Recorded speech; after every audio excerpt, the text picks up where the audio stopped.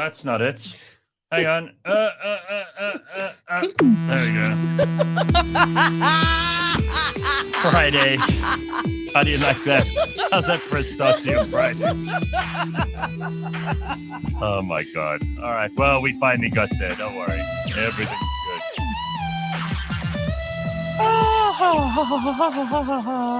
Good Friday morning. Simphiwe and I are always in such a good mood when we start this show. Yeah. It's fantastic. Well, I don't know what your plans are for the weekend, Simphiwe, but I'm sure there are plans, right? Yeah, they're just a bit gloomy. What do you mean? I'm no. attending a funeral. Oh, no. Mm, Will there be drinking? of course, after tears. You need to celebrate the dead. Right. Yeah. Is that your only thing on the agenda? Yes. I'm trying to be someone who's not going out too often. That's too expensive. Yeah, but also, so last weekend I went out with mates, right? And we went to Farmers and it was just packed. It was disgustingly packed. And now I'm But just too like, many people. You Yeah. didn't like it. yes. And then it was like queues on queues. And then afterwards, you're just like, why did I leave the house? This is not what I came out for. I just wanted to see people, but now there's too many people. So I'm a bit scarred. And I'm like, you know what? Let's stay at home this week. Let's relax. Mm. And then we'll try again next weekend. So that's a thing, right? So you take a weekend where your socials can be, and then the next weekend you just recharge. Yes. Yeah. Yes, No, that's yes, good. yes. That's good. I can get that. I'm going to a big sort of outdoor. It's basically just like a festival type thing tomorrow. Yeah. Okay. So Must that's be my nice. plan. Yeah, it should be fun. And I've got a dinner tonight. So I've got a busy social weekend ahead of me. And next weekend's going to be busy too. So I can really feel spring. I can feel the spring energy starting to come. Oh, yes. That has been lavish. You know, the girls are starting to wear skirts, maxi dresses, summer dresses. That's what I'm here for. Absolutely. Yeah. Yeah. Rebellious Ruth says, my holiday starts after today just for a week, but so needed. I think she's referring to the Jewish New Year. Oh, Rosh Hashanah. nice. So good stuff for you there. And I hope Mashiach comes, etc., etc. So And all the other things. yeah, all that stuff. JP says, good morning, everybody. Hope you'll have an awesome Friday. Well, I know I'm going to. Yes. It It's was a good day to have a good day. It's a good day to have a good day. So we got, I have to warn you in advance, there's going to be a lot of Bajaj content today. I don't know why, but this show has become like the place we talk about these little Bajaj cars. And if you still don't know what they are, Where have you been? I don't know. But just so you know, so Migs, who listens to the show, was in a Bajaj, sent us this video. It's like a minute long, but Okay. if you're watching on YouTube, you'll get the gist of it. And then I can always tell you afterwards something about it that Migs doesn't already tell you in the video. So, I mean, we all had questions. None of us have been in one. And this is probably the best explanation we're going to get until we actually have the physical experience of being in a Bajaj, which is just such a ridiculous, crazy name for a car in the first place. I mean, a Bajaj, it just sounds like a kind of food that you'd get at a roadside caravan. 1,000 Ways to Die. That's what I think of. I'm just like, when's that episode being released? And let's watch it now already. Because what? Nah, can't All right, be. well, do you want to see it? Yeah, sure. Okay, so here it is. Take a look. All right, so here's just getting a nice view of the road for us. Okay. So he's preparing, I mean, this could have been edited out, but there comes the Bajaj in the background there, right? Ooh. So there it is. And I think he's actually, in this video, he is the one who's about to be a passenger. So there it is. Hello. Thank you. You hear it? Listen to that first of all. Oh, it's got a back door. That's interesting. Okay, I thought it only had one door. Thanks very much. there's space for a bag. Thanks for coming. Wow. I'm Miguel. Thanks for coming, he says. Very nice. Oh, yes, it does have 2 seats in front. On the map, it's marked as And one Park seat- Town, one so like it's bench. nearby No tall people. Malbarton. You No, not went to Malbarton. Look, it's I got forgot the name. floor mats. That's good. It doesn't look too bad inside. It's It doesn't small. look It's great. tiny. Well, yes, it's small. Duh. I mean, it's so fucking tiny. What are you talking about? If you have a bag that's bigger than a briefcase, you're finished. Yeah. Like your gym bag won't even fit in there. Yeah. No. Mm-mm. So I'm not gonna try it. No, I'm not trying to test God. I'm not doing that to myself. No. here's one use for them. I'm not sure where the engine is, but there's storage. There's a little bit of storage, and look what they use it for. Because the weekend's coming, right? Oh, let's see, Hayi let's see. ezinye imoto ke lezi. Hamba nekhula installed.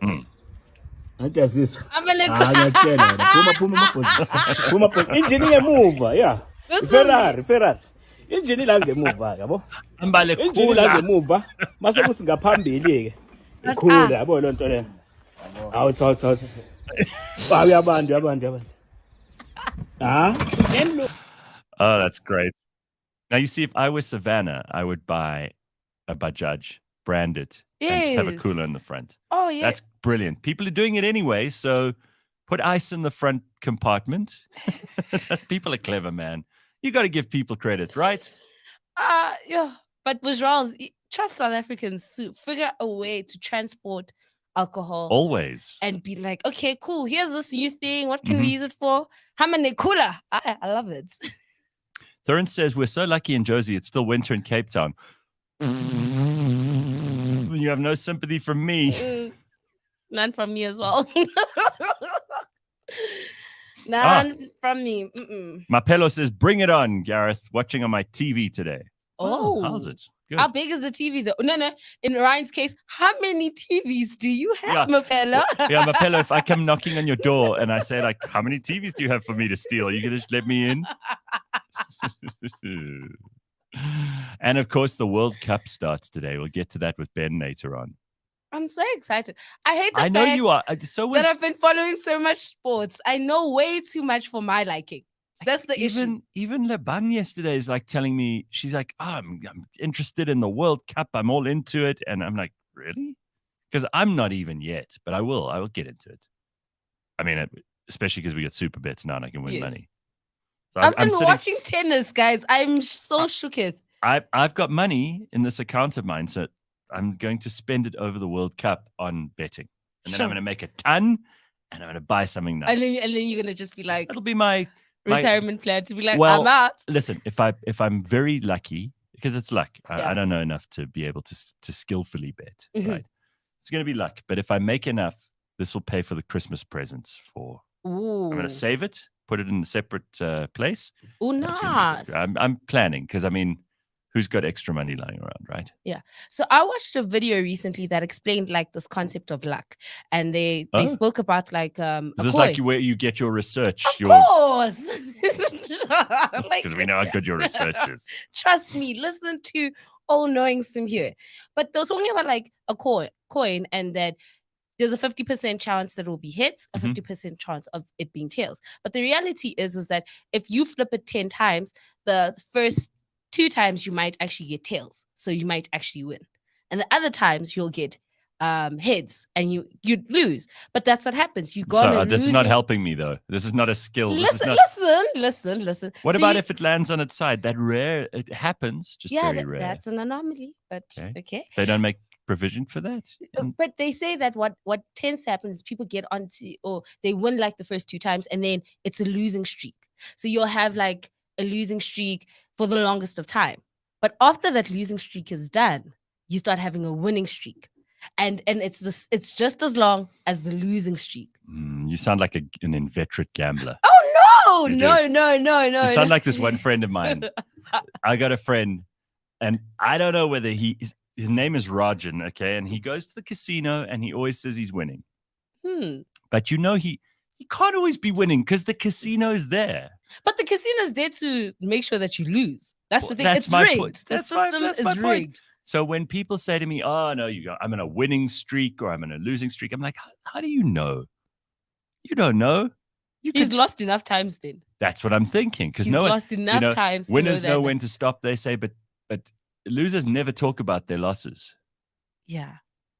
Neither do winners, actually. Winners don't come to you and say, oh, it's about the 4th time this year I've been to the casino and I really lost. I lost like 50 grand. Said no gambler ever. But they go back. Ah, I think that's a different ball game to play in. But all I'm just saying is that if you are currently in a losing streak, just know it shall come to an end. It too shall pass. And if you're in a winning streak, it too shall come to an end. I don't know. Can I show you something fun and ridiculous? Yes. I don't know. Dorian and Ryan always get nervous about it when I play these things because then they say, "Oh, well, we'll be YouTube will send us a warning or demonetize us or whatever." I don't understand how every other show in the world can play clips from wherever, and our show for some reason can't. Like YouTube gets all fascist with us when. Anyway, so I can only play, the odd thing. But here, I think this is absolutely bloody brilliant. It's a Mercedes-Benz ad that someone sent. Ooh, an Have you seen it? Gareth. No, but it's only 13 seconds. So I think this is probably one of the most, I don't know who did this, but whichever agency did this anywhere in the world, this is good work and these guys deserve some credit. We often talk about bad advertising. Okay. Here's a good one. I know lots of people in the advertising business listen to us because they've got better taste than people who listen to radio. But take a look at this. I'll explain what the visuals are because the visuals are very simple and straightforward. I'll read the lines as they come up on screen. There's very little sound here. It's just the grill of the car in the beginning anyway, but here it is. So okay, so it shows you the grill of a BMW. It says, "Thank you for 100 years of competition. The previous 30 years were actually a bit boring." And then the Mercedes sign comes up. I mean, what's brilliant about that is that, first of all, it's actually magnanimous. Like, thank you for the last, couple of years of great competition. So they're acknowledging they're their competitor. They're at their level. But then they also say, well, we were there for 30 years before you came along. So it's kind of also saying, it's so cheeky. We were the first ones. But I just love that. I think, what a clever piece of advertising, because dumb people wouldn't get that one. Yes. Dumb people wouldn't go, "Oh, that's fantastic." They'd go, oh, it's Mercedes and BM. I like BM, Yeah. Right. I think the beauty of that ad is it's very simple. And there was no sound. Yes. No. You look at it and you're like, oh. Superb. Ooh. And then when you realize what they actually said, you're like, oh, that was actually a very clever ad. Right. Like you took shots. And I think that's what I enjoy about like some ads is that some of them take shots at other brands and they do it brilliantly. And then others just, they go and break, they push through the envelope. They do something out of the norm. And I'm like, yes, let's do this.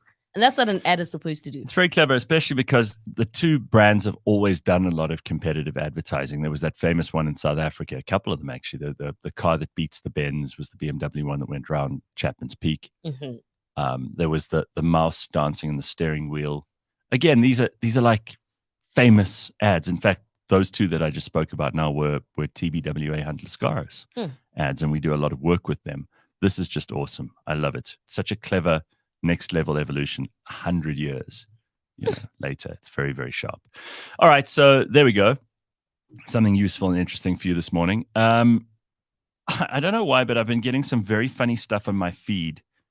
And one of the things, I think it was because we were talking yesterday about India and India changing its name to Bharat, and Kanthan was talking about this. So I got a Bollywood Superman on my my feed. All right, but it's terrible. Okay, it's like early Bollywood, so it's really bad.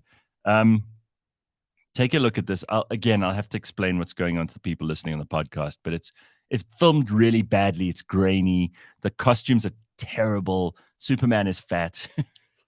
The girl he saves and flies away with at the end, the special effects are so awful that it looks like it was done by a primary school kid. And then there's the terrible singing at the end as well, which is part of every Bollywood, production. So,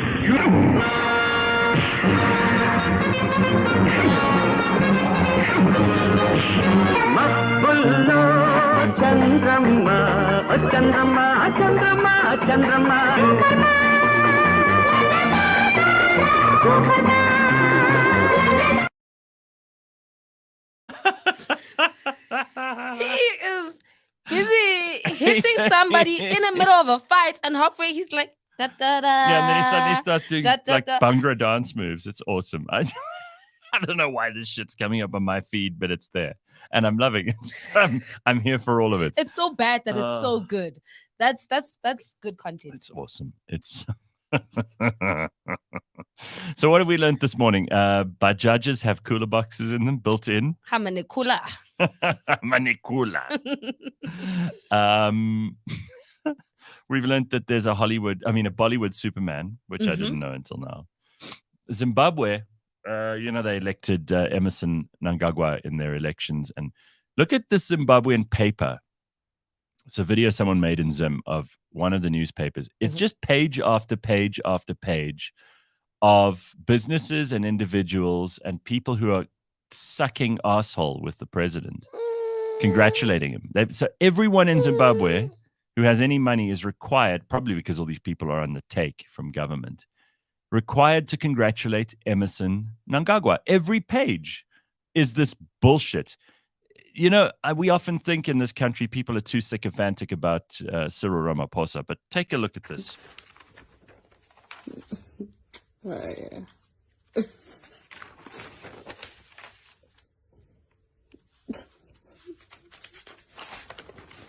I deny him. Congratulations on every page.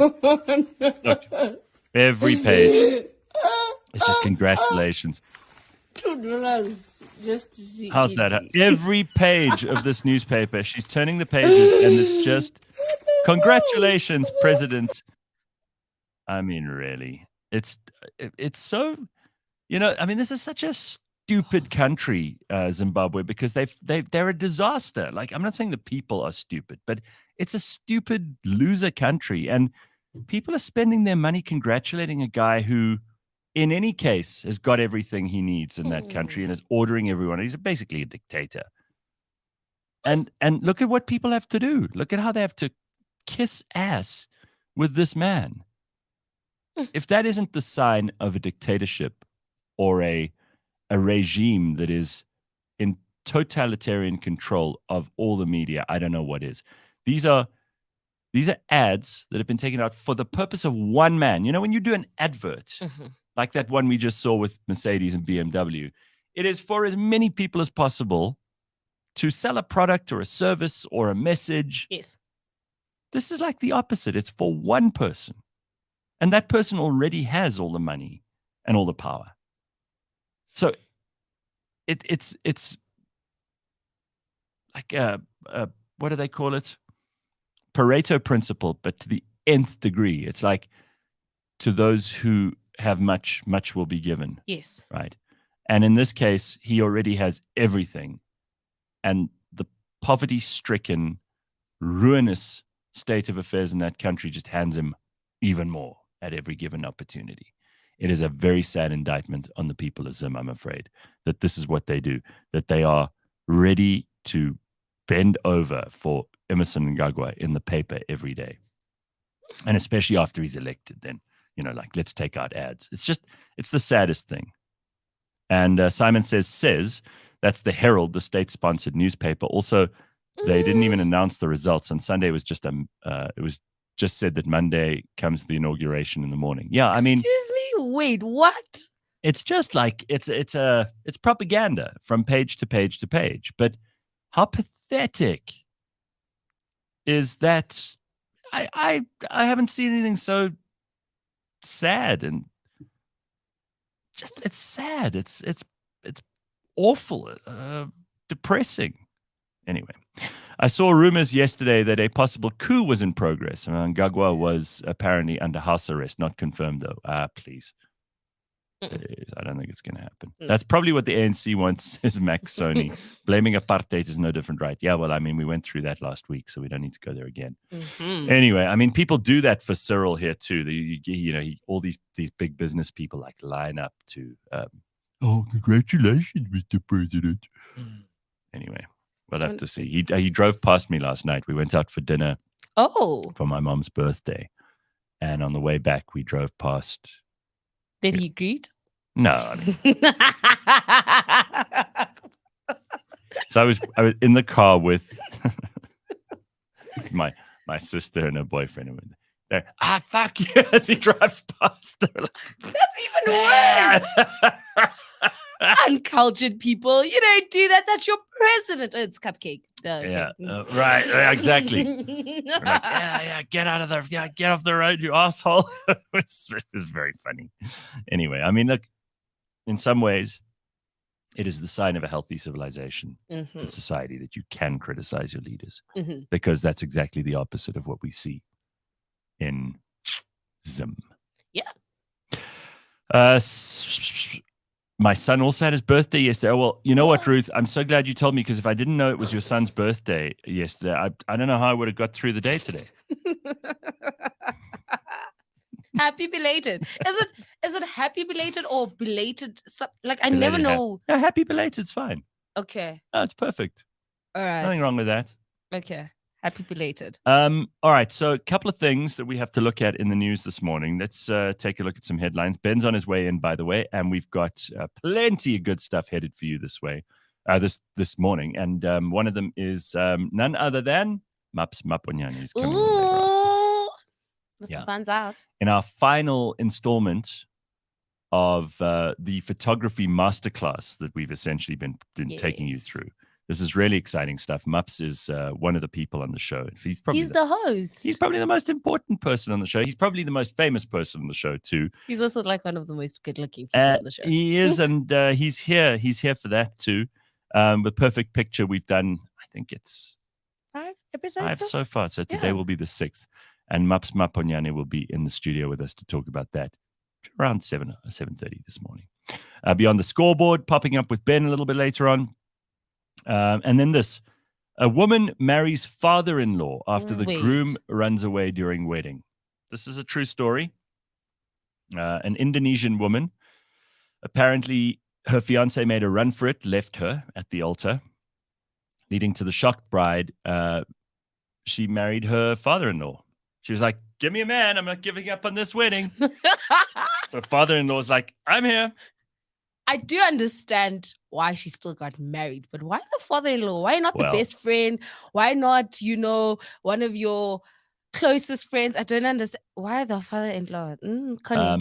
So I mean, it's not that she actually married him. It's like he's a stand-in, kind of. The invited guests had already arrived. The family was compelled to continue the marriage. The groom's father stood in for his son. The lover or the bridegroom is named Isra, and he was forced to be represented by his father because he ran away. Wait. So if that's the case, does this mean that he's actually married to this lady now, even though he ran away? Because the father's like a proxy. So he's like an agent for the son. So even though he ran away, sorry. Oh, that's even worse. Tough titties. You're still in. That's worse. Oh. Yeah. She didn't go like, would you come in, father-in-law? She's like, we're already here. And in Islam, which is apparently there's this thing called liab kabul. Ketile. That's what they said. You chose. It's done. It's tickets for you. Anyway, very, very cool. Congratulations. So girls, I don't know if you need to worry about being, jilted at the altar because I worry about that. You do? I do. And I have make you nervous. Yes. Is this one of the reasons you're not married yet? No, it's I want to get married. And then I'm like, oh my gosh, I'm not married yet. And then I'm like, wait, what if he pulls a stunt like that? What will I do? And I'm telling you guys now, the marriage or the wedding will still continue. I'm getting married that day to someone. Well, here's some footage from the marriage.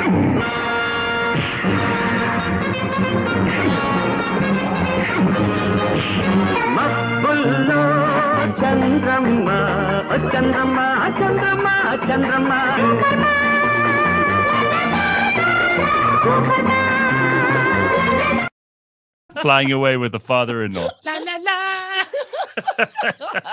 What a stupid show. Love it though. Apparently, compliant TV license holders have been given a slap in the face from the SABC. Now, these are people who have paid. The SABC is so bad at its job that the people who do still pay them, those idiots, they treat them so badly. In a slap in the face to existing TV license holders, the SABC has excluded people who renewed their license before the 1st of September 2023 from entering a competition with a prize worth a whopping 300,000 Rand. Remember we talked about how the SABC have got this prize? Yeah. What? They're trying to, because they obviously threatening people didn't work, and having the lawyers call you and say, you're not welcome to you must pay by X date or we're going to come and attach your assets or whatever, right? They've now given up on that. Now they're having a prize, a bribe, basically. They're like, if you get your TV license, we'll give you a holiday or we'll give you a... But now, why are they saying before? What? No, No, that's so the Chief, people... no. So you don't qualify for the prizes if you actually renewed your license before 1st of September. This is only for people after that. So all those idiots, shame, I hate to say it, but all those compliant people who actually got their license and have a license now, you're not in the competition. I would be mad. I would be fuming. Like, what the hell? I just paid and now you're telling me I can't win? Like, who can I speak Yeah, to? these are the people who pay in advance. These are people who are like, oh, I better pay my TV license. You know? Those are the ones you need. Those are the ones they should be giving prizes to. Yes. Not the ones who are coming for the prize. Guys, you're doing this thing all wrong. Who do I need to speak to? Like, just let me know who I can speak to, and I expect nothing less. I'll make the parts to happen. I expect nothing less from the SABC. All right, Ben, what's up? All right, Ben. Hello. All right, Ben. You all right there? I got to bed so late last night watching Yorkshire Kardashians. Okay. It was like, I don't know. There was actually a more addictive substance in the world than this stuff. All right, let me just back this up and explain something to people. So I don't know how, again, I said my feed has been really full, right? I found the Yorkshire Kardashians. So what happens is some brilliant person in Yorkshire. Can I just give her credit right off the bat here? So give her credit. On Instagram, it's Steph FFTODD, Steph Todd. Okay, what she does. I imagine she is the origin of this. I've never watched the Kardashians. Mm-hmm. I've even interviewed Kim and Khloe, and I didn't know who they were. Oh, wow. Until this show, I've never understood why anyone watched the Kardashians, because they just do dumb shit like go to the shops or put on makeup or walk around, talk to each other or whatever. And I never understood the Kardashians. It never made sense to me. I've always been rude about them. I've just thought they're the symbol of a decaying society. But I have changed everything. Oh. This only if you give them a Yorkshire accent does the show make sense. With a Yorkshire accent, I want to see them go everywhere. I'm a fan. If they did this in Yorkshire accents, I would be watching every episode. In fact, as Ben says, last night, couldn't get to sleep. I was watching this. Let me just take here's a tiny, 2 short clips, all right? These are less than 30 seconds, showing you what the Yorkshire Kardashians are all about. And you can hear them. So what they've done is they've taken footage from Keeping Up with the Kardashians, and this Steph Todd, who's a genius, has just overlaid with her friends who are Yorkshire people, their voices on the Kardashians and make them sound like just common Yorkshire people. But also in like common places. So you'll see like a drone shot of Leeds, and then they're in back so they of live taxi. in Leeds. They live in Leeds, and then they go, instead of going to like Miami or Ibiza or like the south of France, they go to like Ilkley.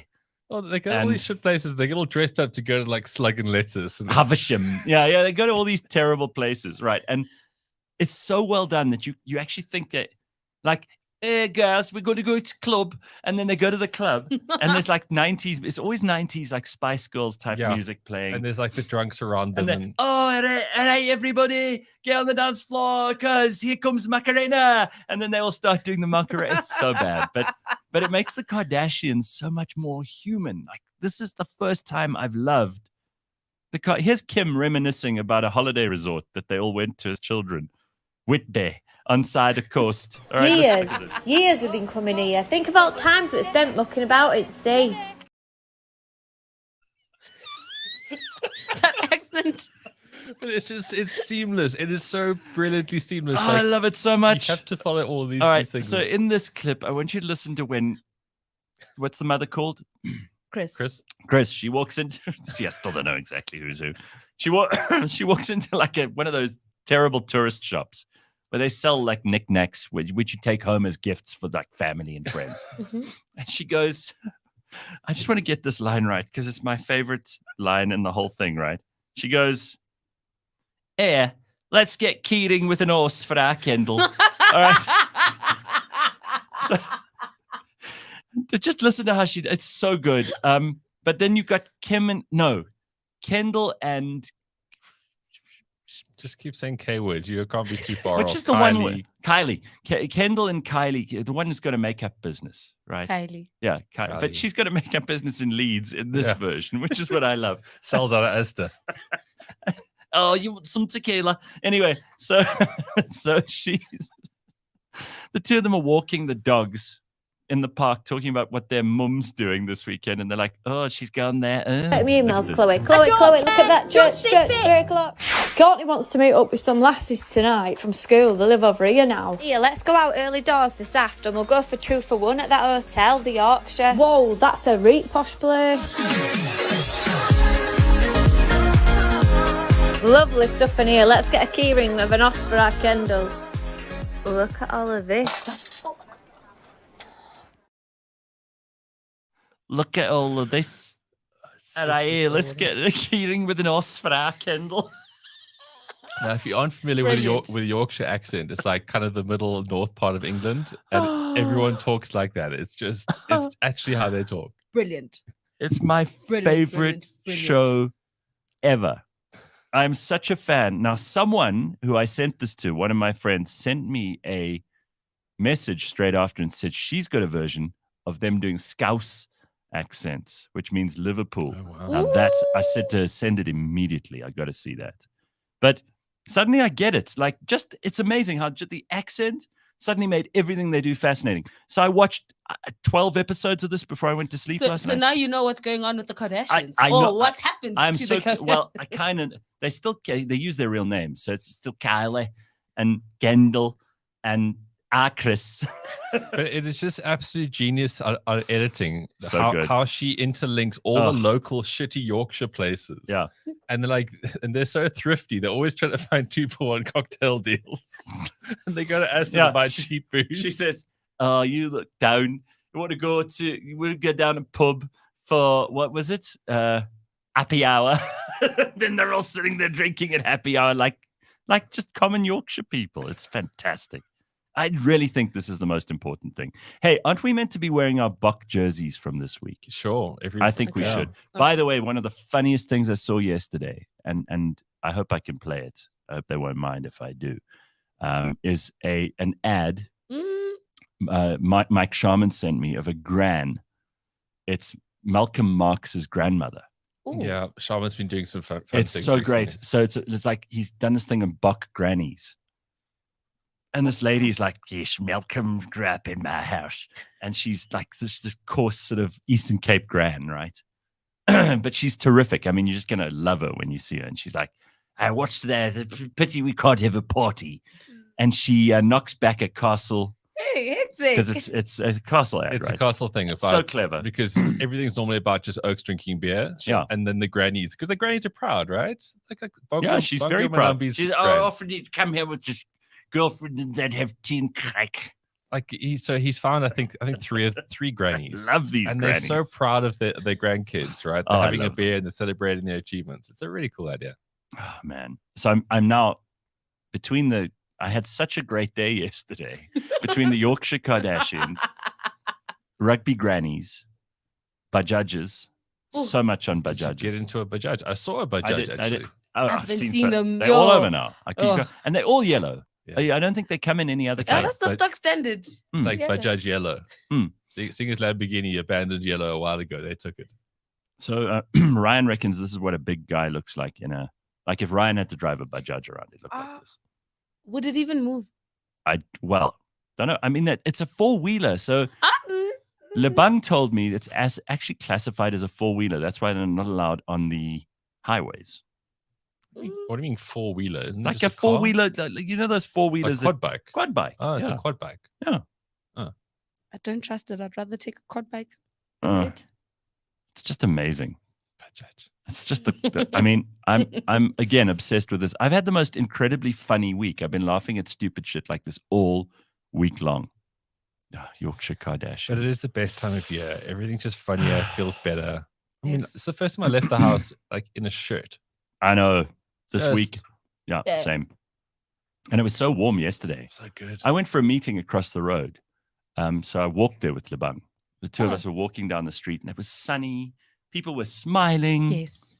People were having their lunch outside. People are I just It love the feels fact like- that people are yeah. outside. It felt like a city. Like I've been in, New York and places like that, and it felt like that walking through Sandton yesterday. I've never really walked. I've never been a pedestrian in Sandton. Mm. I have to tell you, it was quite a novel experience. It's quite clean. Yeah. Like the sidewalk isn't strewn with rubbish. Obviously, they cleaned up during bricks, but it's still bricks clean. it's bricks clean. And speaking of bricks, so Cyril made some kind of speech or something, and he said, Yeah. we must, what does he say? He said something like, look at things in a positive light. Here, he says, we must see stage 6 load shedding in a positive light. Ganjani, bruv. How? So I posted a thing on Instagram saying, yeah, see if you can find the positive light in my brown eye, Fair point. right? He's such a disappointing human. Such a disappointing man. Like an That's absolute also very disappointing man. patronizing. Yeah, you're like, Like it's yeah. Why Could be don't you worse. why don't you Yeah. people just like become positive about things? What's wrong with you? I mean, I'm not complaining because I don't have to worry about load shedding or petrol, which has just gone up. Or yo, lights I and was- electricity, I which has wanted just to gone up. cry when I saw that. I was like, Lights and water. "Not Everything's gone up. again." Everything's gone up. And Not this guy again. doesn't know because he's a billionaire, first of all. You know, his son has like 10 million in his bank account. I'm sure. How do you know that though? Did you meet him at a club and he showed you his no. receipts? No. I never know with you. No, like it just trended somewhere. I think Did he take a screenshot and send it to someone? I think someone was like an FBI agent and found out how much money serial kids have in their savings and 10 mil. mil. That must be nice. and I was like, having I now 10 need to meet him. Imagine having 10 million in your just parked Just there Yeah. in case you need to buy a Bajaj. Just park there like an impounded Bajaj. Just don't need it. So- It's just there. I've got a friend. I don't know if he's done this yet or not. He owns clubs and he's got this one club where he wants to put up screens above each table, Okay. and then it shows how much you're spending for these people who are. That's really smart. It's clever, right? Absolutely. And so if you order like bottles of champagne, expensive champagne, then it shows, you've spent 45,000 Oh, yeah, rand. and then you put the shiny person's Instagram handle That's there. right. That's And so and then smart. the table next door sees you've spent 45 grand, so they spend 65 Ooh, grand. they're gonna and have all the hottest girls in Eh, that club. isn't that like just the best? I mean, So it's such a clever. clever idea, but it's also a terrible indictment on South but Africa. I mean, when in Rome, It is as it is. It Yeah, is yeah, as yeah. it is. Like So go those with it. those people go there to do that. Right. So give them the clout they're so Yeah. desperately searching for. Right. Okay. Someone says you are now called Bajaj Benjamin Karpensky, spelt C-A-R. Karpensky. Okay. Bajaj Benjamin. I don't know why they've decided to make you. Yeah. But every time I see one of these things now, I start laughing. I've only seen one in Cape Town, says Daryl. The wind blows them off the road. Yes, exactly. There were 100, but they all ended up in the sea. Yeah, I saw one had like, toppled over and then they just like Yeah. There was a policeman who turned it back on. It's just one guy. They should probably just have pool noodles on the side for when they fall over. They just don't scratch Yeah, as yeah. much. That's a good idea. Like they do on boats. Yeah. Like those sort of big yachts and things, and they park next to each other. They take up the tiniest little parking space, even though huge yachts. So they sometimes water moves, they bump up against each other, and they have this padding along the Guardrails, sides. basically. Guardrails. They Bajaj should put rails. Bajaj rails on. That's a good idea. Pool noodles. It wouldn't cost a lot. No. And it would make them look even more stupid than they already look. Exactly. I'm Pink all in ones. favor. Yeah. Good. Okay. So we've covered Cyril. Did you hear this? Now, I don't know if this is true or not, but people are talking about, there's this guy who was interviewed on Tucker Carlson's show this week, and he says he had gay sex with Barack Obama and that Another they one. did it was either coke or weed or something together, or crack. It was crack. I feel like I've been hearing these stories with different people for the last sort of 5 years. Well, where I there's mean- smoke, there's fire. But Yeah. Michelle Obama has just recently come out with photographs that prove that she actually did have Barack's children. And because people often say they've never seen a picture of her pregnant. Yeah. So here's Big Mike. I mean Michelle, with They're the pictures that prove that she has been Why? pregnant. Okay, case closed. Yeah. I mean, we should probably move on. Old from that. photographs of a pregnant Michelle, but Hmm. it's not photoshopped at all. So Mm. there just in case people are wondering. So because we don't spread fake news on this show, Not at all. we tell the truth about what's going on.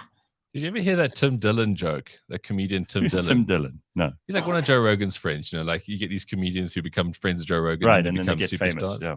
Well, he had this bit where he talked about Michelle Obama because he goes into the Big Mike rabbit holes quite often. Yeah. And he said, you know what? If we ever want to defeat China, this is how we do it. Michelle Obama runs for president. Yes. Michelle Obama gets elected president. Yes. And then she whips out her dick, pops to the table, and China will just go, I'm done. They'll give up. They'll give up right there and then, and America will become a world power again. I think that's a good. It's a good strategy. Mm. The Big Mike's conspiracy is so hilarious, though. Listen, I know people who completely believe it, huh? I know people who are like, Do that. like, yep, I knew that all along. Like, if you're going to be in the public eye and you're going to be a celebrity, this is what happens, This right? happens to People, you. Yeah. It's like people said that Richard Gere was shoving gerbils up his arsehole for all that time. It ruined Richard Gere, yeah. It ruined his acting No one career. even knows anything else about Richard Gere anymore. Officer and a gentleman, pretty woman. He was a leading Great man of leading men. movies, yeah. And then gerbil bottom. And it's all over now. Let's Such is life. so let's segue just mercilessly from that right into some sport because So it's much. a big weekend this weekend. Ben is here. We're going to look at the scoreboard, which is brought to you by Super Bets. We're also going to look at placing some bets. But what do you got for us this morning? Well, guys, let's start we go? with a brief little wrap up of what to expect for the World Cup. It starts here, right? It's the 10th playing of the Rugby World Cup. It's going to be in France. Mhm. Now, out of the 9 previous times, the Boks have played 7. They've won 3. Solid record, right? Mhm. Of the 9 previous times, only one Northern Hemisphere team has won it. Mhm. England. Johnny Wilkinson's right boot broke the hearts of Australia 2003, whatever. Right. So you think this is going to be the time it's going to happen, right? For the Northern Hemisphere. They've got 2 bloody good teams. They've got Ireland and they've got France. France have had some injuries. Ireland haven't actually had a semi in 9 times of playing the tournament. You know who else hasn't had a semi for a long time? It's Barack Obama. Well, doesn't need to. Otherwise, the other side's the business. So this is there is so much that's so interesting about this World Cup because they also do these draws way in advance. Okay, so now we've Right. got the top 5 teams in the world on one side of the pool and the next 5 on the other side, which is kind of stupid because that's not how it works. Like when you look at US Open, which we'll get to in a second, Yes. Alcaraz at the top, Djokovic at the bottom. They won all their games. We've got seeds 1 versus 2 playing in the final. Isn't it fascinating to see how into tennis Simphiwe has I know become? she's changed her chair It's position. because of Coco. She's doing amazing things. Coco, yeah, she's in the final now. Yep. So it's like seeding is all off for this World Cup. We've got Pool A, okay? New Zealand and France. They're going to play tonight. Whoever wins that's probably going to win this group. Italy are a tier 1 nation. They've never made it out of the group stages, and they're not going to do it this time around either. Pool B, that's the big one. That's where South Africa is. They've got Ireland and they've got Australia. Like I said, Ireland aren't a great World Cup team, Mhm. but they kind of have been the best team in the world for the last sort of 2 years. You've got to have Everybody's respect for that. talking about them. Scotland are really are a great team. I mean, if they were on the other side of the draw, they could probably get a semi. I reckon they'd walk into one. But they're about to walk into the bomb squad this weekend. They're about to walk into the box. So I'm guessing they're not going to win that one. So you mentioned here's the probability for New Zealand and France. It's really So close. super 49% tight, to yeah. France and 46% to New Zealand. By the way, you can get a screenshot like this on any bet that you place. Yes. So this is how I know what I'm doing. So the smart money here would marginally be on France. Marginally beyond France, you got to think home ground advantage, and they probably got a better forward pack. Right. But we'll get to the fixtures in a second. So, Okay. Group C, Pool C, this is a lot more difficult to kind of call than the other ones because you've got 3 teams that you can't say are going to be huge favorites because Fiji actually coming into this with the favorites on world ranking and current form. Right. The Wallabies haven't won a game in I don't know how long. They've got Eddie Jones making excuses. They've got a young up-and-coming team. They're probably building for the next World Cup. And then we've got Wales, who've also been pretty piss poor of late. They had to bring Warren Gatland back because no one else seems to be able to coach rugby in Wales. So there's 3 teams that are quite level pegging, actually, because Fiji have lost their star fly half, so they come back to the field there. And then Group D, you've got England and Argentina as just sort of clear technical favorites, but every World Cup, Japan has had an upset. Just think they beat the Box in 2015. Yeah. They beat Ireland last time round. So it's so interestingly well poised here. So those are my sort of suggestions how to look at the groups. I would say France, New Zealand are going to go through. South Africa, Ireland are going to go through. We've got Fiji, Australia are going to go through, and then you got England and Argentina. It all kind of works out that I reckon France, South Africa final. You think that's going to be the final? Well, look, anyone in pool B, in that side of the pool has a tough quarter straight off the bat, right? So we're either playing New Zealand or we're playing France in the quarters. That's hard as hell. But there's a good chance we can play Argentina in the semis, okay? We generally beat those guys. And then whoever from the other side we don't play, we come back to. So it's either going to be France or New Zealand, mathematically speaking. Okay. So we said we win our games. We've got good depth. We've got a bloody good team. You know, in many ways, the Bok team might have been actually building for 2023, and 2019 just went better than expected. Someone says, correction, Ben, Australia's not in Pool B. No, they're in Pool C. Okay.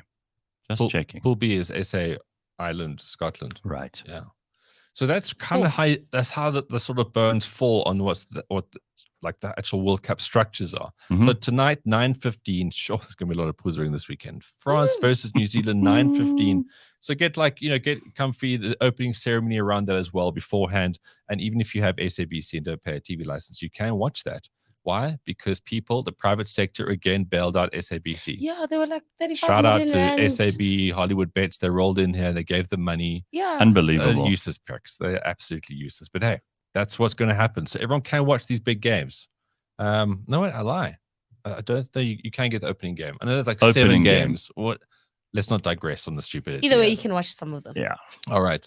I got to say, I think I've spent the most time on Super Bets this week rather than any other time. There are so many different things you could bet on this weekend. All right, so many different multipliers. This is where I take a very interesting stance. All right, let's go. I'm paying attention. Okay, look. So when it comes to the World Cup, you can obviously bet outrights, and then there's the margin. So if you're playing like Super Brew, we've spoken about this before. You generally say you and your mates, you go, okay, I reckon France by 6. So then you find the market on Super Bets that's going to have that. So if you were to say France is going to win, you'll get a certain amount of odds. But if you give them a slight handicap because you're really confident they're going to win, then your handicap goes up. So you get a chance to win more, technically speaking. I don't know enough to be able to figure out what you're even telling me here. I just want to tell me what to bet on. Well, I mean, because last time you told me I bet and I won. Okay, so you can look at it in 2 ways. If there's a game that you really love and you really think that something's going to happen that's going to be interesting and you can put money on, like Italy versus Namibia. Italy are going to really hammer those oaks. Let me do South Africa, Scotland. I feel like you're jumping the gun a lot here. I'm trying to give you the whole weekend and you're just going to the finish line. Okay. All right. Go on. Okay, so Friday, France, New Zealand, tonight, 9:15. Big game. Going to back the French on that one. Then tomorrow, Italy versus Namibia. So games like this in the World Cup, there's going to be like really big teams and really shy teams, okay? So Ireland versus Romania, same thing. So you can get really creative of what you think the margin's going to be, and you can increase your chances of winning, Gareth, as in your margins. So Italy, Namibia, 1 o'clock. Ireland, Romania, 3:30. I'll go heavy on those 2 teams to beat the minnows. Then Australia versus Georgia is going to be fascinating. Most of these Georgians look like they're from some sort of Eastern European gangster movie. They've got like hard, stern looks, very strong men. And then you've got these sort of Aussie guys with funny floppy hairstyles and a coach that doesn't know whether he's coming or going. I mean, the dynamics here are absolutely golden. That'll be 6 o'clock. I mean, Aussies probably win, because they have had more time together now. I think there's 0 expectations around them. So they won't be terrible. And then England versus Argentina. So like I said, the decider basically for Pool D, straight up, just like the decider for Pool A, straight up France, New Zealand, England versus Argentina, 9 o'clock on Saturday. Right. Then Sunday, we got Japan versus Chile. Now, Chile beat America. They beat Canada. They qualified really strong from that part of the world. Since then, they've been absolute toilet. They haven't even won their domestic sort of franchise thing. They were playing as a national team versus other South American and American teams. They didn't even get into the semis of that. So Chile, I don't know. Japan could be putting 40, 50 points on against them, So that's 1 o'clock. SA versus Scotland at 5:45. The kind of basis around that is that the box would be 8 points too strong. It's going to be very tight until about the 65th minute, and then it's just going to be depth shines through bigger forward packs. And then Wales versus Fiji, again, this could be the decider for Pool C. That's Okay. 9 o'clock on Sunday. All right. So, you go on these multipliers. This is my favorite bet to have on all things. You pick all the winners outright, you add them all together, and then if you're going to pick, 3, 4, 8 games correctly, you're going to get really good odds. Small amount of money down, and then it's a great way of having something that runs the whole weekend. Gareth, if I was to put money onto one game, I reckon go Wales versus Fiji, put money on Fiji to do the business there. Wales versus Fiji. Got you. Because it's like you're not too emotionally Wales versus connected. Fiji. Put my money on Wales. No, Fiji. Oh, Ooh. I got 0.6 odds there. Fiji. Yeah. Oh, here 1.94. Sorry. See, I Yeah. think that's. Yeah. I think people are. I think That's good. I Those are think good the- odds. I think the odd makers are really undervaluing Fiji. I know they've lost their fly half, but these oaks are pretty good. They're the only tier 2 nation, along with Samoa, that's made it out of the group stages twice. Okay. And Wales, what have Wales done recently? I ask you. What have they done? What have they done recently? Exactly. So look, the World Cup is it's a fascinating thing because everyone watches for different reasons. And of course, having a team, South Africa, who are actually favorites, when we go to the Cricket World Cup, we know we're going to get a trousering, just like last night in Bloem. The Oaks, the guy got concussed. They put a new player in, Manus Labuschagne. He came in and he got 80 runs. Like, it's not hard to beat the Proteas in cricket. Football, it's not even an option. Yeah. Rugby's where it's at for us South Africans, right? Speaking of cricket, there's obviously a 5 ODI series happening at the moment, which zero people actually really care about. It's such a shame because these oaks are cricketers, right? They dedicate their lives to entertain us, and everyone's talking about rugby. It's like the absolute worst. These poor oaks. Last night in Bloem, there was about 30 people to watch Timba Bavuma score 100. This Timba Bavuma, I feel for this terrible. guy. He's in the shittest kind of setup right now. He scored 100, okay? He opened the batting. He was still there when the last wicket went down. The entire team fell around him like bad dominoes. He got 114. He didn't even get man of the match because this Manus guy got it because he won it for Australia. So No. poor Timber, the Soak's up against it. He's just fighting against Thunder the whole time. They're again in Bloem Saturday, and then they're in Poch Tuesday, which is actually where Manus Labuschagne is from. And then Centurion next Friday, Wanderers next Sunday. So there's 5 ODIs. Obviously, there's a Cricket World Cup happening this year, but cheapers, if you can find it in your heart to care about this, I admire you. Oh, that's brilliant. Right, Premier League, obviously, this is still going on. It's like there's just so much sport this weekend. It really is. Saturday, Wolves are taking on Liverpool at 1:30. Spurs, who are doing bloody well, actually. They're taking on Sheffield United at 4. Man United, not so well. They're taking on Brighton at 4 as well. And then West Ham, Man City, same time. Newcastle, Brentford at 6:30. Now, Newcastle took a hammering last week, so I'd back them this week's cup bounce back. Sunday, Bournemouth, Chelsea at 3. Everton versus Arsenal at 3:30. And then, to the excitement of Simphiwe next to me, US Open. We into that final weekend, right? Where the players you always wanted to play are there, and they're going to do the big thing. So, in the women's, we got Coco Gauff, the 6th seed. She's in the final. She's 19. She's Very 19. impressive. She's going to make a minimum of $1.5 million because she's in the final. And she'll be taking on the winner of Keys and Sabalenka. So, some people, who are you backing there? Because I don't care too much about tennis. All the way. Yeah, she beat number 1. She Oh, would the Yorkshire Kardashians be backing? it's done. My money. I was impressed with Coco from the first time I saw her, and I'm just like, you go, girl. She's beat number 1. She's in the final. Put your money on her. That Sabalenka is a wily. There's something I find so interesting about women's tennis, and I know this isn't a slight, but you watch like men's tennis, it's quite tight, right? Mhm. How's this for a semi-final? In progress right now. Yeah. Sabalenka comes out. 6-love. She gets beaten in the first set. When did you ever see Nadal or Federer rock up to a semi and lose a set 6-love? No, it doesn't happen. Granted, she bounced back 7-6 in the next one. It's like there are so many variables in women's tennis. I find it so interesting. It's like what happened? Was she just not into it? Yeah, Did she wasn't. was Her she- mind wasn't in the game Was yet. she watching Yorkshire Kardashians for half an hour? A lot of people correcting you, saying there's no Premier League this weekend. Isn't there? No EPL this weekend, Oh, Ben. The national shit. teams are playing. So embarrassing. Okay, yeah. And, we fired Bakabantu last week or 2 So- weeks ago for doing bad sport. Guys, it's the point I'm making about the Proteas, right? I don't care about football this weekend so much so that I've given you games that aren't even happening. I'm sorry. I will put my What, don't they call that? Put my Michelle on the fantasy table. league? Sorry, guys. I'm trying to be comprehensive here. I'm not even telling you if Sundowns are playing. They probably are, aren't they? No one knows. Anyway, onto the men's side of the tennis, right? Mhm. Okay, Alcaraz is taking on Medvedev, first versus third seed. And then some guy called Shelton has found his way through. Shelton. He's taking on Is that his Djokovic. first name? Hello, I'm Shelton. Nah, it's Brian or something. I don't know, Brixton, whatever it is. There's only so many people you can care about. So, guys, this is what it comes down to, is that the dream final is about to take place in the US Open. The dream final, Alcaraz, Djokovic, the repeat of Wimbledon. Djokovic beat Alcaraz recently on the hard courts. So, again, back those two, put a little bet down for them both to win their games today, and then make it a multiply with who you reckon will win the final. That's the kind of stuff that makes it exciting. And finally, UFC 293, Adesanya versus Strickland. That'll be in Australia land, so probably main card SA time around 4 a.m. on Sunday.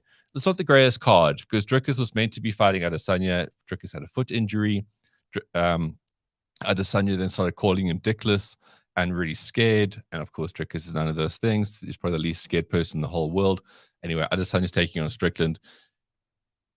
The biggest thing this week is that Adesanya interferes with dogs, basically. What? It's such a one-sided contest that basically everyone's talking about how Adesanya, that's the story this week of the UFC. Interferes with dogs. Yeah.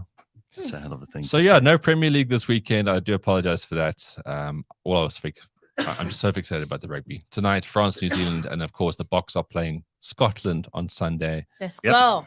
Yep. That's it. That's a biggie. 5:45. Monday's going to All be right. shite at So the I've office. placed two bets. I placed one in South Africa against Scotland, and I placed one on Fiji. Ooh, okay. Yeah, so I just think Fiji's undervalued. I just think that in that pool, it's going to be fascinating. Right. Very, very good. Okay, so we're going to be back in just a moment, and we've got lots of things to get to. Ben has some info about a Freddie Mercury auction that happened. Ooh. That's always amazing to me that people, collectors, and I'm a bit of a collector. You know, there's certain stuff that I would pay a lot of money to have, even though it does nothing useful for me. It's just something I want. And people are like this about particularly, great artists, great sports heroes. So we'll find out all about that in just a short while. Stick around. It is Friday, cliffcentral.com. Woo-hoo-hoo-hoo. The weekend is here. Hooray. Let's get into the weekend. This week on the Auto Trader podcast. Cruise control doesn't really do well with icy roads. Okay, I mean, there's other things to worry about when you're driving in colder weather. So one thing is your braking is obviously going to be impacted quite substantially, especially when the road gets extremely cold and starts getting icy. So just watch out for your braking then.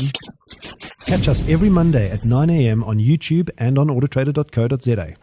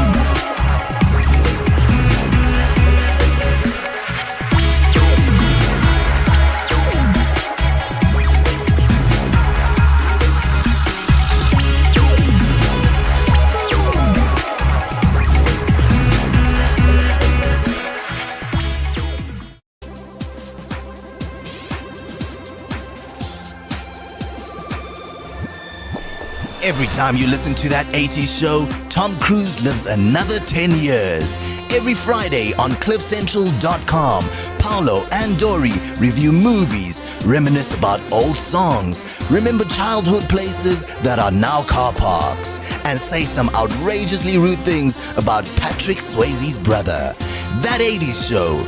New episode every Friday, live or as a podcast on CliffCentral.com. All right. It is Friday morning on CliffCentral.com, the 8th of September. The weekend is here. Ben and Simphiwe are with me, and we got lots of good stuff headed your way, including Maponyane a little bit later on. He's going to pop in for our last episode of Picture Perfect. I can't believe we've already done 5 of these, and this is the 6th. Ben's been following it too, so we've been finding out all about this show, which is basically like a Master Chef, but for photographers. Yeah, last week was very clever. Funny. It's really funny. You see them doing the nudes? I didn't see that. No, I need to listen via audio. Okay, yeah, because they then had to do nude photography, which is of course an important part of photography, right? That's what they keep telling us. Although I always think that the photographers who get into it really for the nudes are not really into it for the photography, if you know what I mean. Well, it's a creative thing, you know. But yeah, lighting. It's very important. Lighting is very important because you don't. Your subject is even more important. You need to make the subject look their best. Right. All right. I'm getting Bajaj ads on YouTube now, by the way, says Hardy Dave. That's going to happen because that's what I've been getting. The algorithm has messed up my feed completely now. So I'm getting Yorkshire Kardashians. I'm getting Bajaj. And I'm getting Bollywood Superman. That is an interesting Bollywood feed. Superman. What So I love great. about him is that he's equally bad at flying, fighting, and dancing. It's so bad that it's so good. Bollywood Superman's the best. Okay, don't knock it. All right. Talk about this Freddie Mercury auction. I always love hearing about these things. What people are prepared to pay for memorabilia. Yeah, they're wrecking this up in London. Go on. So Freddie Mercury, as you know, he wasn't just like a front man. He was at a time when music was so incredible, like celebrity was so incredible. They were the first people to do really big concerts, you know, at big stadiums. They were the anthem. No, they were the biggest band were in the world at but once. like so huge, Yeah, absolutely absolutely. huge. And you know, he's one of those people who will be famous forever. Yeah. Of course, he died unfortunately well before his time, but It was the AIDS that took him. it was the AIDS. It's very hard to come back from the AIDS, especially back then. Took him. But AIDS that took him. But that also then built on his whole myth and Simphiwe, legacy and why are you celebrity. laughing, Simphiwe? It's not funny that the AIDS took him. Yeah, Simphiwe in the 70s. It was no joke. Continue, Ben.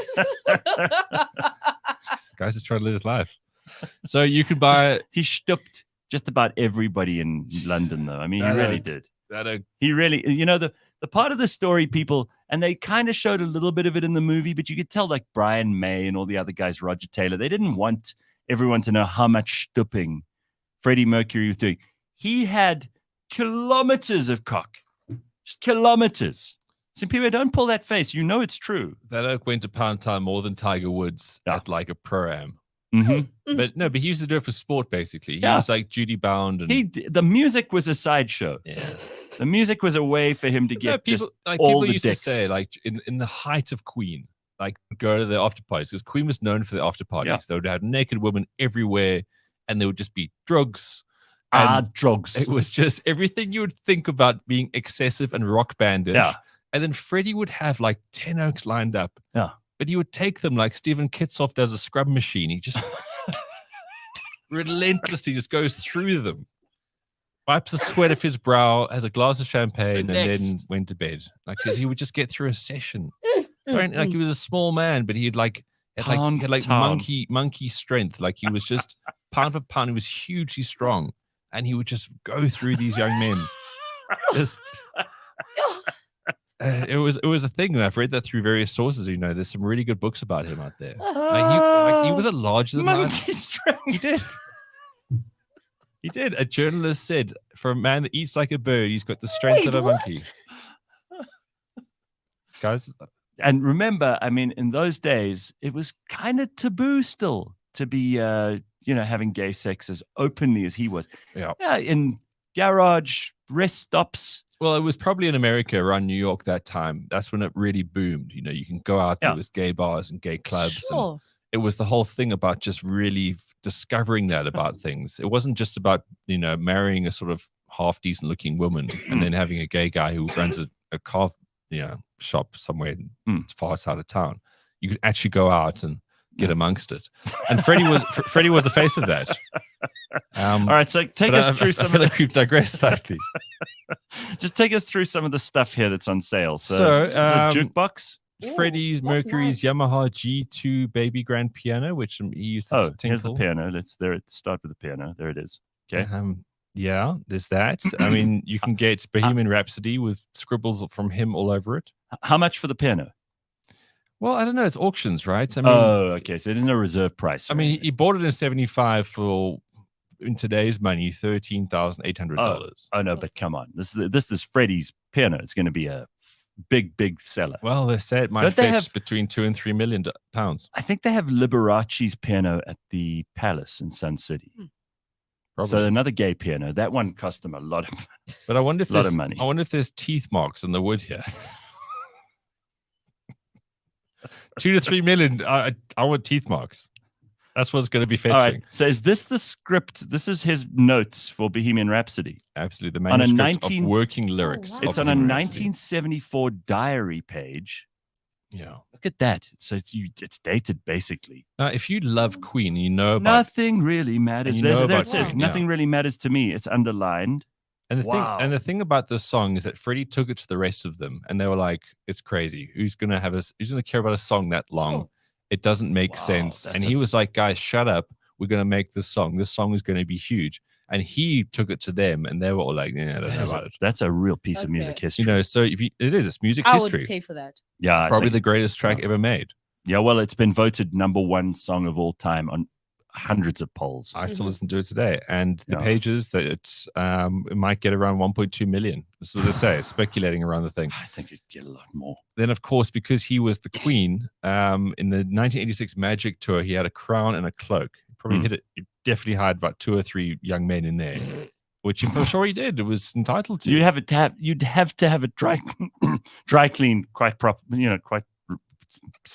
I see where you're going with this, Gareth. thoroughly. You'd have to have it dry clean thoroughly. Quite crass what you're suggesting, but I mean, I see where you're going with this. The sales estimated around 60 to 80,000, so there's a lot less on this one because it's just a garment. That's what are you going to do? You're going to wear it? Yeah. How do you display something like this? You know? Well, you've got your throne. I don't know. Like, we'll get to in a second why people buy this kind of stuff. Freddie used to like pen a lot of poems as well. Lesser item, I guess. Who cares about poems? And then he's got a jukebox. Yes, that looks cool. I mean, that would be such a nice thing. Too. See, what I like about the jukebox is this could go in your house and you could use it. Yes.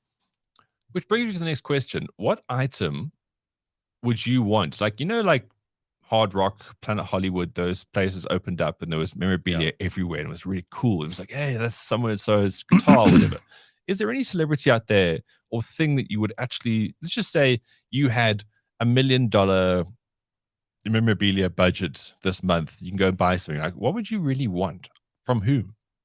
Well, my things would be history, right? So I would. There's no amount of money I wouldn't pay. I would sell my family into slavery for things like the dagger that killed Caesar, or you see, that's cool. You know, that's cool because you Alexander the Great's helmet, or I mean, I don't even know. Some of the stuff doesn't exist anymore, but there are obviously things that are just beyond priceless. I mean, the Ark of the Covenant, that's kind of a priceless item. Everything you mentioned here is hugely desirable and I see value, but celebrity, as in like a person, a more mortal kind of thing. I mean, you can be gross and you can ask for personal items. Like a lot of people, Tom Jones used to collect bras and panties that women would throw at him. That's what Drake is doing now. But they distribute them afterwards to the poor because what are they going to do with a ton of bras? But I don't know. I mean, who am I a real fan of? I suppose musical instruments are always a winner. Like Freddie's piano would be good. Yeah, I guess. Slash's guitar.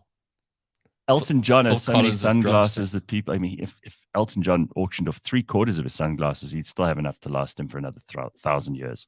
Yeah. See, like none of this appeals to me. None of it appeals to me, though. No, I don't know. Clothes, I'm not interested in someone else's clothes. See, like I would want Tom Selleck's Ferrari just because I want a Ferrari more than the fact that it was Tom Selleck's in Magnum. Like I would want the Porsche from Californication just more because I would want the Porsche. Okay, but now you're talking cars. I mean, then I want a James Bond Aston Martin. See, there we go. That would be, that's worth. This is better. This is the one that they drove in the movie. Yeah. That's got some cachet. What would you have, Simphiwe? Is there any celebrity item that you would be like head over heels in love with? No, because they're just so accessible. Like, I feel like that stardom has really just gone Such a good point.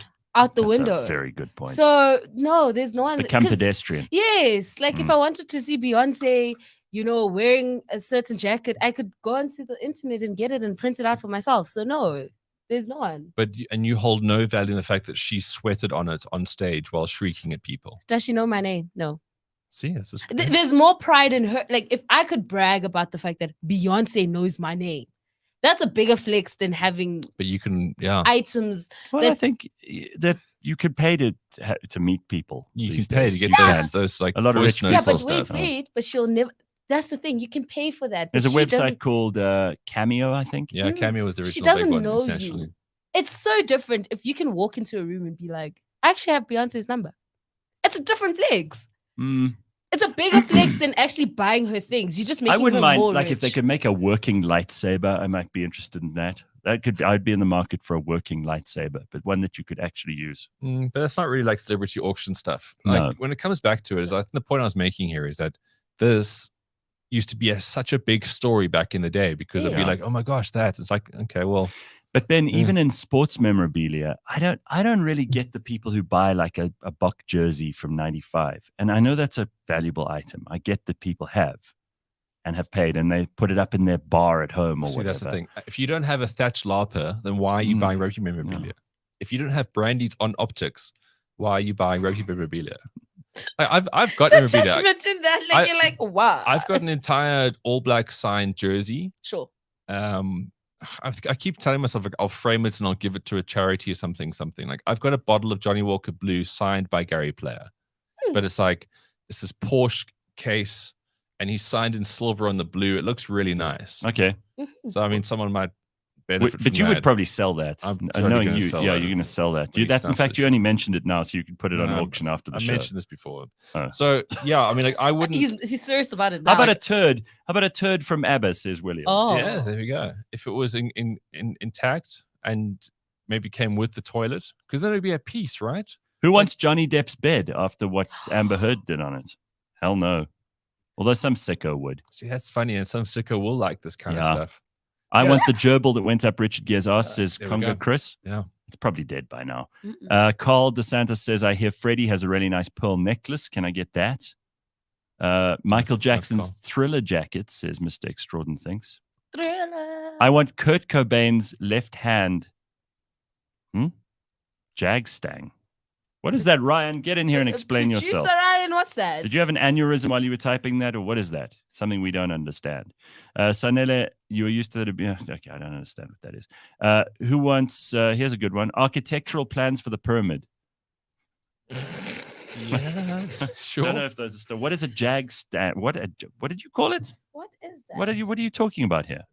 No, yeah, tell us. What is that? A Jag Stang is it's Kurt Cobain's signature guitar. It was a combination of a Jaguar and I think it's a Mustang guitar. I feel like you're And way he, too and he young put to it know together. that. Why Well, are you Kurt Cobain fan? Yeah, I like. Has all Nirvana come back with Nirvana. a youth? No. No, no. I just I'm a left-hand guitarist. I do play guitar left-hand, Okay. and so he's one of the Well, few that has a signature left-hand guitar. Like I said, musical instruments would be Okay, for Ryan's- some people that would be a Ryan's real. won this whole discussion. You won. You won. Hold on, Ryan. Thank you. You win nothing. impressive. Other than our admiration. How are you doing on super bets, by the way? Yo, I Have you haven't- gotten your money? Question: have you gotten your No, I money? haven't got my money yet. So it's still in the It's account. still in there. No, I was keeping it for the World Cup. So Damn right. Keep it see for the what World happens. Cup. Exactly. Keep it for the World Cup and have fun with it. We're here to play, I guys. don't We're here like to play. Simphiwe's laugh. It does sound very patronizing. Michael Jackson's needle, the one that killed him. Margot Robbie's phone number. Yeah, see, that's different. But what would you do with it? Yeah, How are you do gonna it. message? How are you gonna message her out of Wouldn't the it be blue? dope to actually get like someone's phone, a celebrity phone? Oh, yes, I with all their think- stuff on it. Ooh, Now we're talking. that Oh, would be- yes. Surely those Ooh. Kardashians have got 73 iPhones that they've worked to the bone that they could plug off. That's a good one, Simphiwe. Imagine, because you could go through their phone, see their messages. Well, they'd Yes. obviously That would give you be a blank interesting. phone. They're not going to give you I can No, with but- No, pictures I of want the one- vaginas and stuff. Come on. I want the one with the content. I want the Yeah, one is with that- the messages. Then that'll be called theft, Simphiwe, and then you might go to jail. I want the Yorkshire Also, it's very Kardashians possible phones. because phone gets stolen all the time. You can probably just pick one up. Imagine getting Barack Obama's phone. Ooh. 10 years ago. You see? Strange phone numbers. Big Mike. Meet me outside Wendy's at 5. Oh, yeah. Okay. All becomes dust eventually. So here's Hardy Dave keeping us sensible. But you could It does, but I mean, get a good buck for some of these But things. guys, why do people buy anything? So they can talk about it and they can feel better about something. So if- Here's a good one, though. Alan says Cyril Ramaphosa's couch. Oh, Hey, Why is not? it the one Very before valuable. or after it got No, robbed? bonus I with the, reckon with the any of cash them. in there. any Yeah. of them. There's still, if there was money in that one, there's money in others. I feel like all his furniture's like lucky packets. Can you imagine being his domestic worker after that story broke? She probably went around the house Oh, emptying every cushion. Please, those domestic workers would have been there 3 years prior. Yeah, I feel like Patla. They were the possibly- they're the ones that tipped off the guy from Namibia to go and check his couches. No, let me tell you something. It possibly had more money, right? And she was just every Friday when she came in, she just made sure that couch was extra shiny. She's actually big mad that someone took everything. She's like, "What are you doing, Chief?" Yeah, because she was taking a little bit at a Yeah, time. yes. No one would notice. Or was she like piling it in and waiting for that one night Nah. where she Why are you could still swoop in? here? Go and get a jag stand or whatever it is. Jag stand. Yeah, Cyril's couch is probably worth a jag stand. How about Charlie Sheen's Black Book? Hmm? Mm, Interesting. maybe, Hmm. maybe. Nah. Justin Bieber's ex. Wow, that hurts. Burning Ntlemeza's phone, says Sanele. Yeah, it'd be interesting in this country. Definitely with a crack screen. I want to see Fauci's messages, says Steve. Do you really, though? I mean, we know what's in them. Oh, wow. Yeah. I'm covering my own ass. I I want you to wear a mask. I actually want to try find messages people sent me during lockdown that told me I must support Fauci. There were people. Oh, yeah. There were actually people who were like, Relatives of mine were like, pray for Cyril and support Fauci. He's yeah. right. And it's for like, Cyril. well, Fauci's, it's like, Stay home. people would say like, wow, I can't believe you're going to go take this route. We take this route. I'm just going day by day and seeing what's best for me. Oh, but Fauci's right. You got to trust him. Like, so what? Can But I just say? So he went on a talk odd. show. He went on a talk show this week, Fauci, and then we'll leave him alone because he's not that interesting. And he said, "We never forced anyone to wear the masks. It was never a mandate. It was just a suggestion." We're like, Suggestion. do My you left have foot? like you must be older than Biden if you think we don't remember that. That was just the other day, dude. We remember because I had to go into shops with that because he started that nonsense. It was him. Yeah. It's him. And I had arguments with otherwise quite sensible people about wearing these dumb face things. For what? Turns out every study you could find proves that unless it's a surgical mask, it did nothing. And even the surgical mask did nothing for COVID because it slips right through. Yeah. Stupid, stupid, stupid. Why are we even having this discussion? Ugh. Because people are sending messages, and I wanted to actually congratulate South Africans for getting better with their chain messages. It has gone down. What do you mean? Before anything would happen, if Cyril was addressing the country, you'd get like chain messages after chain messages. Oh, this, that, Cyril Ramaphosa. Pray for Cyril. Oh, and then something else would happen. It's like the Joburg like gas explosion. You just get all these messages, and you're like, who started this? Who sent this? And now I'm seeing that South Africans are getting better. You think we're ignoring that now? Yeah, We're not and- passing it on. Yes. I just think we've got bigger things to worry about. Yeah, and that's a I'm good saying, point.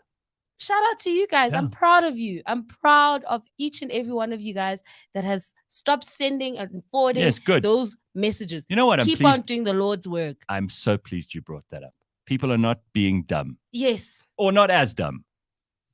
Yeah, I think we're just so tired of having heard most of the stuff before, and Yeah. everyday reality is actually quite scary. Yeah. Yeah.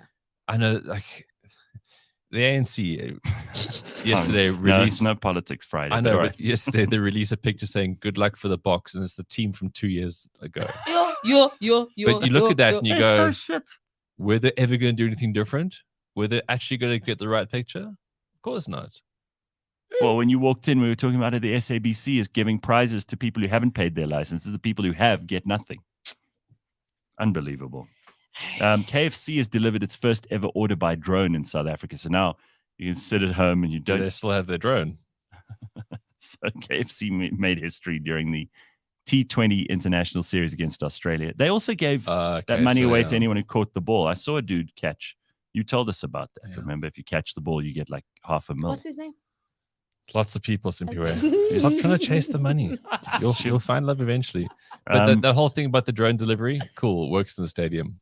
Yeah. So the famous 21-piece bucket was delivered to Dave Miller, the Proteas player, As through if he eats it. a drone. Yeah, as if he eats it. No, he doesn't. He's an athlete. You couldn't eat that and be on the field, right? But that's dope. that is a dope thing. All right. So, Celebrity Baby Mama Hall of Fame. Yes. There's such a thing, Simphiwe? I've compiled my list. Here it is. It's on my sticky note. She's got a list. Yes. Look, she brought a sticky note in. Yes. I couldn't find paper. And I was like, I need to write this down. I really, really do. All right. So what is this? Who makes this list and what is it? So this is a list that I stumbled upon as I was trying to find some studies for you guys. Oh, your studies. Is this because you're getting broody? Is this because you're thinking about having kids? Or Oh something? no, this is anti let's have kids. Oh. Okay. Because these celebrities have multiple kids with multiple baby mamas. Baby dadas. No, well, it's no baby mamas, yes. Oh. So I'm gonna name the males. Okay, let's go. Because I was just like, these are the men I need to stay away from. All right. And anybody else? Is Burning and Clemeza on the list? Unfortunately, this is international. This is in the dollars, right? All right, let's go. Our favorite South African, the one and only Elon Musk. He has 10 kids. 10. And 3 baby mamas. Yeah, I think that's. Look, from a resource point of view, he's okay. Yeah, he's okay. But how much time does he? And he names them funny names. Hey, I feel sorry for them. I'd bully them. If they were in South Africa, I'd bully them. Well, with he those was bullied. names. He was bullied and became the world's richest man. So bullying is not always bad. Not always the worst. No. It's not always the worst. Yes. My brothers bullied me as well. And look at you. You turned out fine. Major part of my brain. They just left him in the wild Absolutely. for days and nights at a time. All right. Okay. Then we have basketball player Sean Kim. And he has 7 kids and 6 baby mamas. Wow. That's almost 1 for 1. Imagine. Different mother for every child. The minute he looks your way, you Can know you you're going to imagine get all pregnant. those mother-in-laws, all those complicated family relationships, the kids? Well, I mean, it's not like he's going to be that committed. It's like, okay, I've got 7 Christmases to go to this year. These oaks just roll. yeah, they're mostly deadbeat dads. In fact, I'm sure they don't take an active interest. They don't. But here's the interesting thing: like I've often had this dark fantasy of like making different children with different women and seeing which combination results in the best child. See, that sounds like fun. That sounds like Yeah. a bit of an experiment in Absolutely. genetics, which Completely. and then what you do is you only keep the child that excels and you sell the others. Well, you don't have to sell them. Just let them go. There's a market. Let them Or work it just out for themselves. Put them in an orphanage. You don't want the 2nd, 3rd, and 4th place kids. Just keep the number 1. Yeah, but The rest go back into the orphanage. But what if the mother wants them, Gareth? Oh, So she can go and get heartless. them at the orphanage. Well, she just keeps it. Why must you bring the state in at any stage here? It's okay to have favorite kids. I know I'm my parents' favorite kid. You are? Yeah, of course. Are you sure about that? Absolutely. But they can't say it because the other ones are insecure, Ah, which is fine. Can I tell you something? Parents will let you know who their favorite kid is. And if you don't know that, No, I mean it's pretty obvious. I'm easy company. Generally, Ready? good, So generally good the conversation. other 3, they don't know? Or they do know, but they just keep quiet about it. No, like I think they've all moved on, and that they'll in their heart they probably think it, but they know. In their hearts. In their cold hearts. hearts. Shame, Ben. It must be horrible for them that you're the favorite child. Yeah, my parents are nice. They don't make a big deal of it. All right, go on. Let me continue. We have Clint Eastwood. He has 8 kids and 6 baby mamas. Jesus. Wow, Dirty Harry, huh? Yeah, he really, then he was busy. How many of them are Italian? Yeah, I don't know. See, Clint Eastwood, Yes. you wouldn't think, but here he is, this guy, he kind of comes across as this solid, meanwhile, he's a freak in the bed. like Steve Hoffman. Cocker. Yeah. Well, Future, who is very Oh, yeah. dangerous, Mm-hmm. 8 kids, Dangerous. 8 baby mamas. Wow.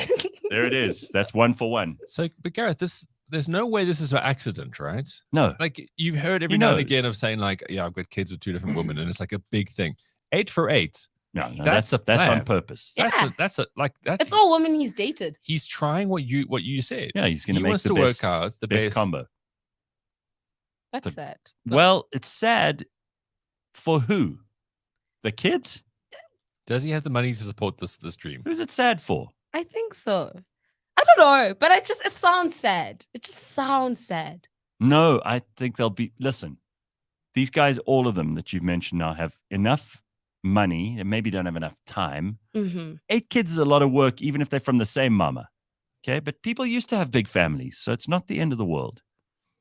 Yeah, but just dealing with I know other someone. people. Like, I think it's the baby mamas that stress Well, me out. it's going to be harder administrative and maintenance work. Mm-hmm.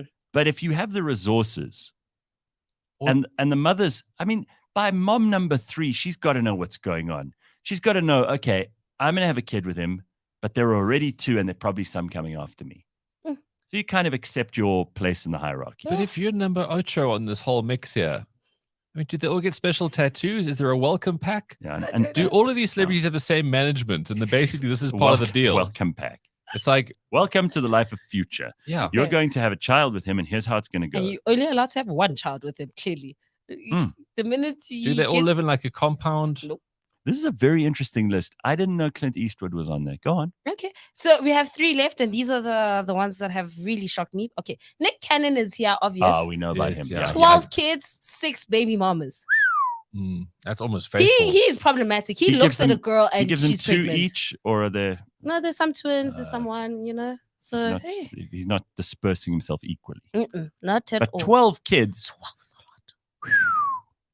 And for a while, he was with Mariah Carey. Yes, they have But she's like, twins. Yeah. Do they have they have twins as well? So Mariah Carey has 2 of them. Mm-hmm. Hectic, ne? Someone who I was shocked by is Eddie Murphy. Oh yeah, he's busy. 10 kids, 10. 5 baby mamas. Mhm. Oh wow, the Nutty Professor. Yeah, he's been doing all right. And then this Hercules. Did you just say he'd be nutting? He'd be nuttin'. Nuttin' Professor. He's the Nuttin' Professor. Hercules. It's been a fiery hour, huh? So what happens when you start with Freddie? This knife in the crack of your ass, Cletus. So are you telling me that there's one more name here with a bigger number than those guys? Yes, Okay. and I'm going to start off with his age. He's 23. Yes, sis. He's a rapper, Yes, sis. right? Who? NBA young boy. I didn't know this kid. But now we know. Let me 23. look him up. He's a rapper. He got 11 kids with 9 baby mamas. NBA young boy. I got him. Okay, NBA young boy. Mike, he's like a child. He's How many 23. How many kids? 11. On the eve of the biggest sporting weekend of the year, I wasn't expecting that stat to be the most overwhelming thing in my head right now. Wow. Wow, at 23. Imagine, what are you doing at 23? Clearly not having Again, kids. it's just like the question always is like, who are these 9 women? Here he is. What was the plan? There he is. This guy. Is he 11 related children. to any of them? That's a busy child. Did he ever at any stage not like pull out like No, he does not know what pull out is. There's No, so many no, questions no, sir. here. He's very fecund. He's very fertile. Got strong Well, sperm. he's 23. I think if you swing the bat a bit, you'll also like get some runs. But So clearly they Well, started this experiment early. Azalia says, I know a guy, he's a factory worker and he has 12 kids, different baby mamas. The guy earns minimum wage. see, I just don't think that's not responsible. Yeah. I know life is precious and all that kind of stuff, but economics is economics. Well, that's fascinating. You see, Simphiwe, sometimes you bring some seriously interesting research to bear. I like it. One quick thing before you go, Ben. You are alone for a few weeks. Oh. Yeah. What's happened? Is it because of the sleeping situation? No, Daniela's gone on a family. Well, she's gone to Italy with her parents. Oh. They've been planning this trip for How long? A long time, and she's gone until end of the month. And then I'm going away, and we kind of miss each other, so we're not going to see each other for a whole month. And it's just Who's going to look after the cats? Well, the cats. Will you cross over? The cats have a cat sitter. How do you choose a cat sitter? I got to know this girl through my brother. She did a good job first time, and then she kept coming back. That's how you do it. Cat sitting can't be very hard. You got to like cats. But you have to have lots of stuff to do because cats aren't going to sit around you and keep you busy. And you just have to feed them. Just sit there so they can judge you. Yeah. And then obviously let them sleep at night and Okay. feed them again. It's not a hard job. What do you have to pay for a cat sitter? It depends. Mm. But, because now, like, another friend of mine uses her. I know he pays her more money. Uh-oh. So your cats might not get the royal treatment. So you're going to have to up her wage? I probably should. soon. Uh-oh. But, it's weird because I was alone for so long, for like 3-4 years. Mhm. And it's been so great having someone to live with since, March? Mhm. And now it's like, wow, it's weird being alone again. It really is. I thought I'd be like, okay, I can sleep well. It's going to be amazing. But after like about 4 hours. No, you get used to Update on the sleep. Are you sleeping well? Yeah. Okay. Yeah, much better. But I was sleeping better when she was here. The last week was really good. that. And the cold baths, we're still doing those? Yep, they do help. Although obviously on a Friday it's just cold shower because I don't have the time to go and do the ice and that kind of stuff. Yeah, guys, it's the best thing. All right, Ben, have a good weekend. We will see you Love next you, see week. you all. Awesome. Go Very Brooklyn. good. There's Ben Karpinski, everybody. Very, very nice. And Simphiwe, what a great list. I'm very impressed with this baby mama list. Are you? Yeah. Finally, something that impresses you guys. Well, you I'll can't stop lie. with You're the not studies. lying. I'll stop with the studies then. Okay, This I is get good. it. We like this a lot. And you even brought little note paper. Yeah, I wrote mean, it. Let me show you guys. I wrote it because I could not find paper. And I was like, I need to write the study. Where's the other one? She's got 2 little Yes. post-it notes. Because I was like, I need to write it down. I was Look at like, this. look at that. Look at that. There we go. There we go. Sticky notes. I'm resourceful. That's I love that's it. what you call it. Okay. Beautiful. All right. Cheers, Ben. Okay. Very, very good. Let us get the man of the moment in here. I saw him just the other day. He was emceeing a big launch. Oh. And he's very much in demand. Mm-hmm. His name is Maponyane. He is admired for his style and his media presence. Over 20 years of 20 years of experience in entertainment. He doesn't look old enough to have 20 years of experience in entertainment, does he? He looks much too young. Bring him in here. Bring that man in here. Maps, come in here. Don't worry about Ben. You can phone him later. Sit down here. We need to talk to you. You've got 20. You've been in this business 20 years. You look like you're 15. He started yesterday, I'm How's sure. How's that part? 20 years. 20 years? Who said that? That's what it says in your CV. Oh, gee, but someone has to get fired. No, that's what it says. I'm reading here. It says over 20 years of experience in entertainment. TV presenter, that's true. Model, true. Actor, true. Designer, true. Businessman, true. Philanthropist, true. 15. It's been 15 years, over 15 years, not 20 years. You're not old enough. No, not over 20 Tell them to trim off 5 years. Yeah, exactly. That's not good. Maybe he's pulling a Ferrari. No, that really is bad, though. You know? Maybe he's ageless. You don't look like you've aged. Thank you. I don't know what you're doing. Thank you. But you do. You keep fit. You eat healthy. You do a lot of healthy things. I try. Yeah. Yeah. It's nice to see you, Mups. Nice to see you too. Nice to see you too. I saw you briefly the other night when you were hosting the Umoya launch, which it looks like it's going to be really incredible. interesting, yeah. That's in January next year, so we're all going to go to that. But Yeah. I think it's just such a good idea to create products in South Africa. You've done this too, that we can sell to the rest of the world. Yeah. Right? Absolutely. Instead of us bringing international people here and everybody goes, oh, we need a ticket to go and see. Yeah. What's the NBA young, well, whatever, this guy with like 300,000 kids.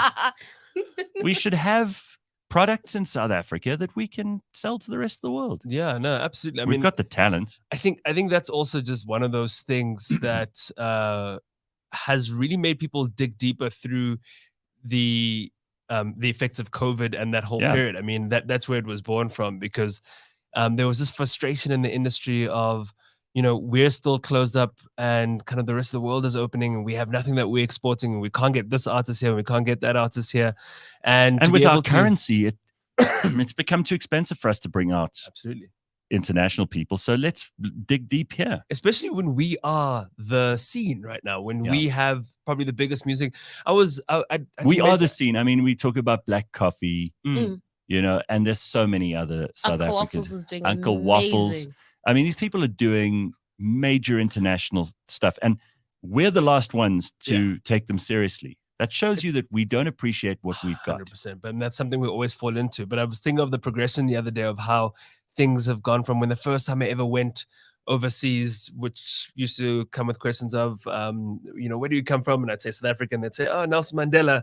And then it was where do you come from a few years later, and Trevor Noah. It was Trevor Noah, and now it's Charlize Amapiano. Theron. Yes. Now Amapiano, Black Coffee as well.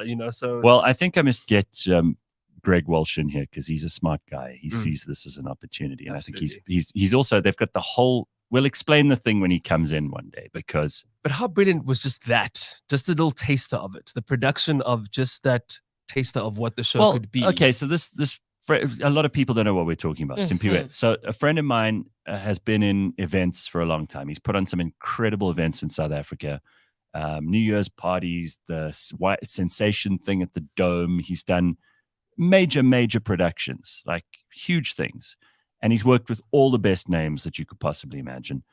Got a great company. They survived COVID. He has gone into producing this with some truly talented local homegrown people, including like lighting designers they found in rural KZN, people they've trained from the ground up. It's a very, very clever system. And he's now going to put on this show called Umoya, which is going to start next year. And they're going to make it huge, and then they're going to send it overseas.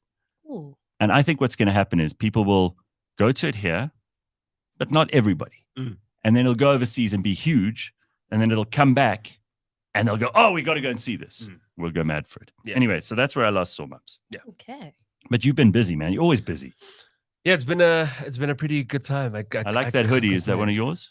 No, this is a young designer called Mikhail Matthews. Makes some amazing Maps Maponyane. and the initials doesn't work out nicely. Wow. It works. Okay, so we actually brought you here this morning because we don't have to have a reason. I could sit and talk to you anyway. Simphiwe doesn't mind looking at you either. Just saying. I don't mind looking at her. No, thank you. That's nice. But we brought you here because we've been looking at the perfect picture over the last couple of weeks. We've got Canon cameras in the studio, and when Canon came in and told us they're doing this show, we were like, we need to know about this too. And it's been a really fun couple of weeks. We've spoken to loads of really creative, brilliant people who've been on the show. Only one can win at the end. It's kind of like, as I described to Ben and Simphiwe earlier this morning, it's like a master chef with photography combined with like a Survivor where you get voted out. It's literally exactly how I explained it as well. Yeah. And such a clever show. Yeah. So you got involved right from the start? Yes. Okay. Tell us, because you host the show. Yes. Tell us how all of that worked from, point of view of this is a big production. They clearly, they had to handpick these contestants. Did the producers say, we want you, or did you produce it? Like, are you involved in that? No. They actually had approached me with it. Okay. And when I heard about the concept, I mean, initially I was kind of umming and ahhing about it. And then when I heard the full concept and saw the visuals and saw that it was actually something that was going to be, I guess, a lot of effort put into it in terms of a great production and not something where, you get a lot of these different shows where you can see they've done the bare minimum in terms of the kinds of challenges, in terms of whatever that budget might have been. And so the quality just falls by the wayside. And with this show, it was just amazing to see how much they were putting into it in terms of commitment, production value, and I guess finances as well to really put together a great show. I mean, the budget was how they managed to make that budget work as well was just fantastic. Are you interested in photography? I am. Okay, so this would have helped to persuade you to host the show, because if you're hosting a show on something you don't care about, it's never going to Absolutely. work, right? 100%. And it's something where Like, you don't want me hosting a sports show. What Of course not. What kind of value am I going to add? So will you end up saying the NBA young Yeah, someone there, that team, you know it. The blue whites, yeah, that one. Well done, they won. Right. And you know, to have the concept of, okay, you're thinking there's going to be photography challenges, and people are probably thinking it's going to be so basic, but the lengths they went and the incredible thought from the producers and from everyone a part of the creative production of it went to be able to have something that was really out there was brilliant. So we had skills challenges with our prospective kind of shutterbugs who over time became these fully fledged photographers, where we did these amazing challenges where we're behind another car on the back of a van, on the back of a kind of like a sports van, shooting a sports car. And then one of my favorite episodes was when we were with these RV7 aircrafts during their, aerobatic, maneuvers and everything. And there were 7 of them.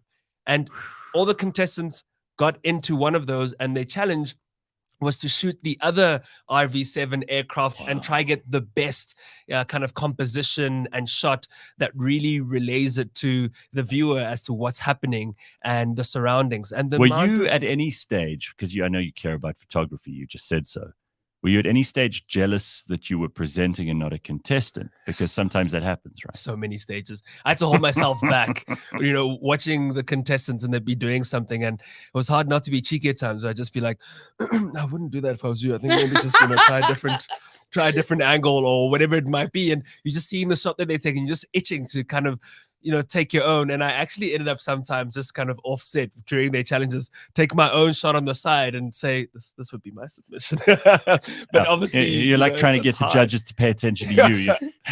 I also have one. Shut up, you're the presenter. 100%. I was annoying like that, and I absolutely admit it, because I've become a real geek over time about it, and I just haven't made the time to shoot as much as I'd like to. And what was amazing for me was to be able to go back into the technicalities of it all, the theory of it all, but then also the flair and style that you pick up that makes you different in terms of how you see. You've been on the other side of the camera too, so you know what that's like. And you know some of these people, I'm sure you've known some of them because they're in the industry that you're in.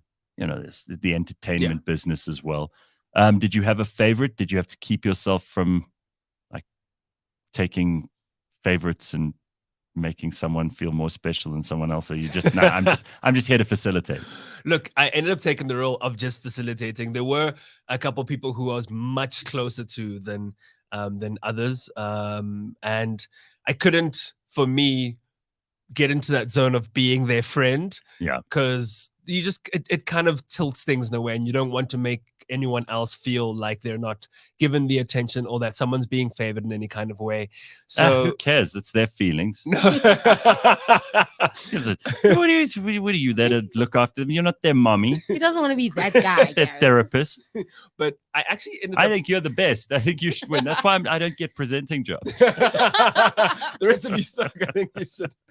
But I think that's that I actually ended up going for the people who were the underdogs, or just not really making things happen, or who had the really slow progression, and then but they were doing the basics really well, and you could see that they had something, and then suddenly just came through, and they blossom. You end up rooting for those as opposed to the ones who have had a lot of experience behind the camera, perhaps not necessarily shooting anything, but maybe having been in the film space and seeing how things are done, and have played around with the camera, and someone who was trying for the first time and seeing their progression was brilliant. And I think that's what's so great about this concept of the perfect picture with Canon, is that they basically end up showing how, with a little bit of commitment, a little bit of understanding, and constantly wanting to work it out for yourself, just the incredible talent you can unlock within yourself from behind the camera. Well, Simphiwe and I ask people every week,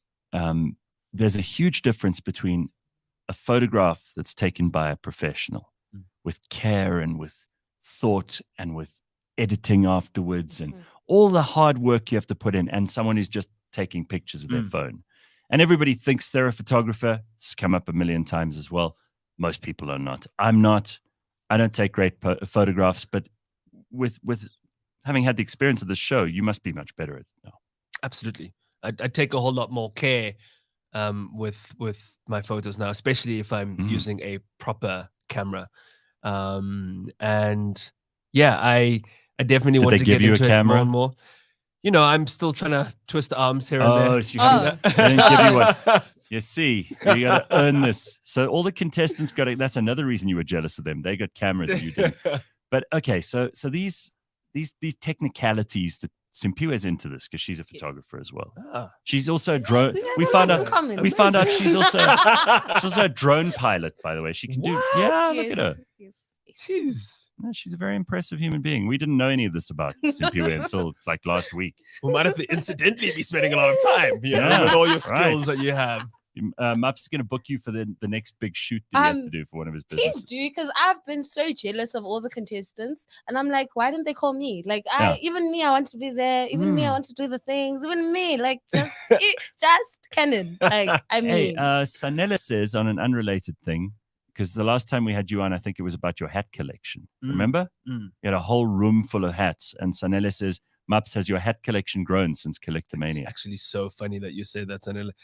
Yesterday, I had a while ago, I got a few different hats made that I've been trying to get in my own color and size. And the size is always the challenge, which is why I have to get them specially made because I have a massive head. Do you? I don't know if you're into hats, if anyone's into hats, but I'll just put it out there. My hat size is 60. And how do you even know that? Do they measure you? Yes, you get your head circumference measured. And I'd say the average person's around. I'd say it's not completely out the norm. It's way above the average. Do you have a giant, big Hydrocef watermelon head? Is that what you're telling us? How come people find you attractive if that's true? It's the beanie. I think it's also proportional. Are you hiding? Just proportion in some way. Take that beanie off. Let's see how big your head is. Show us your big fucking head. I'd say the average person's at like 56, 57. Gareth, you probably had like you have an extra large pillow on your bed or something? Is it sore when you lift your head in the morning to get up? You know, I actually always laugh that my head's been this big since I was a baby, and I've had to grow into it my life. Your poor mother. My poor mother, honestly.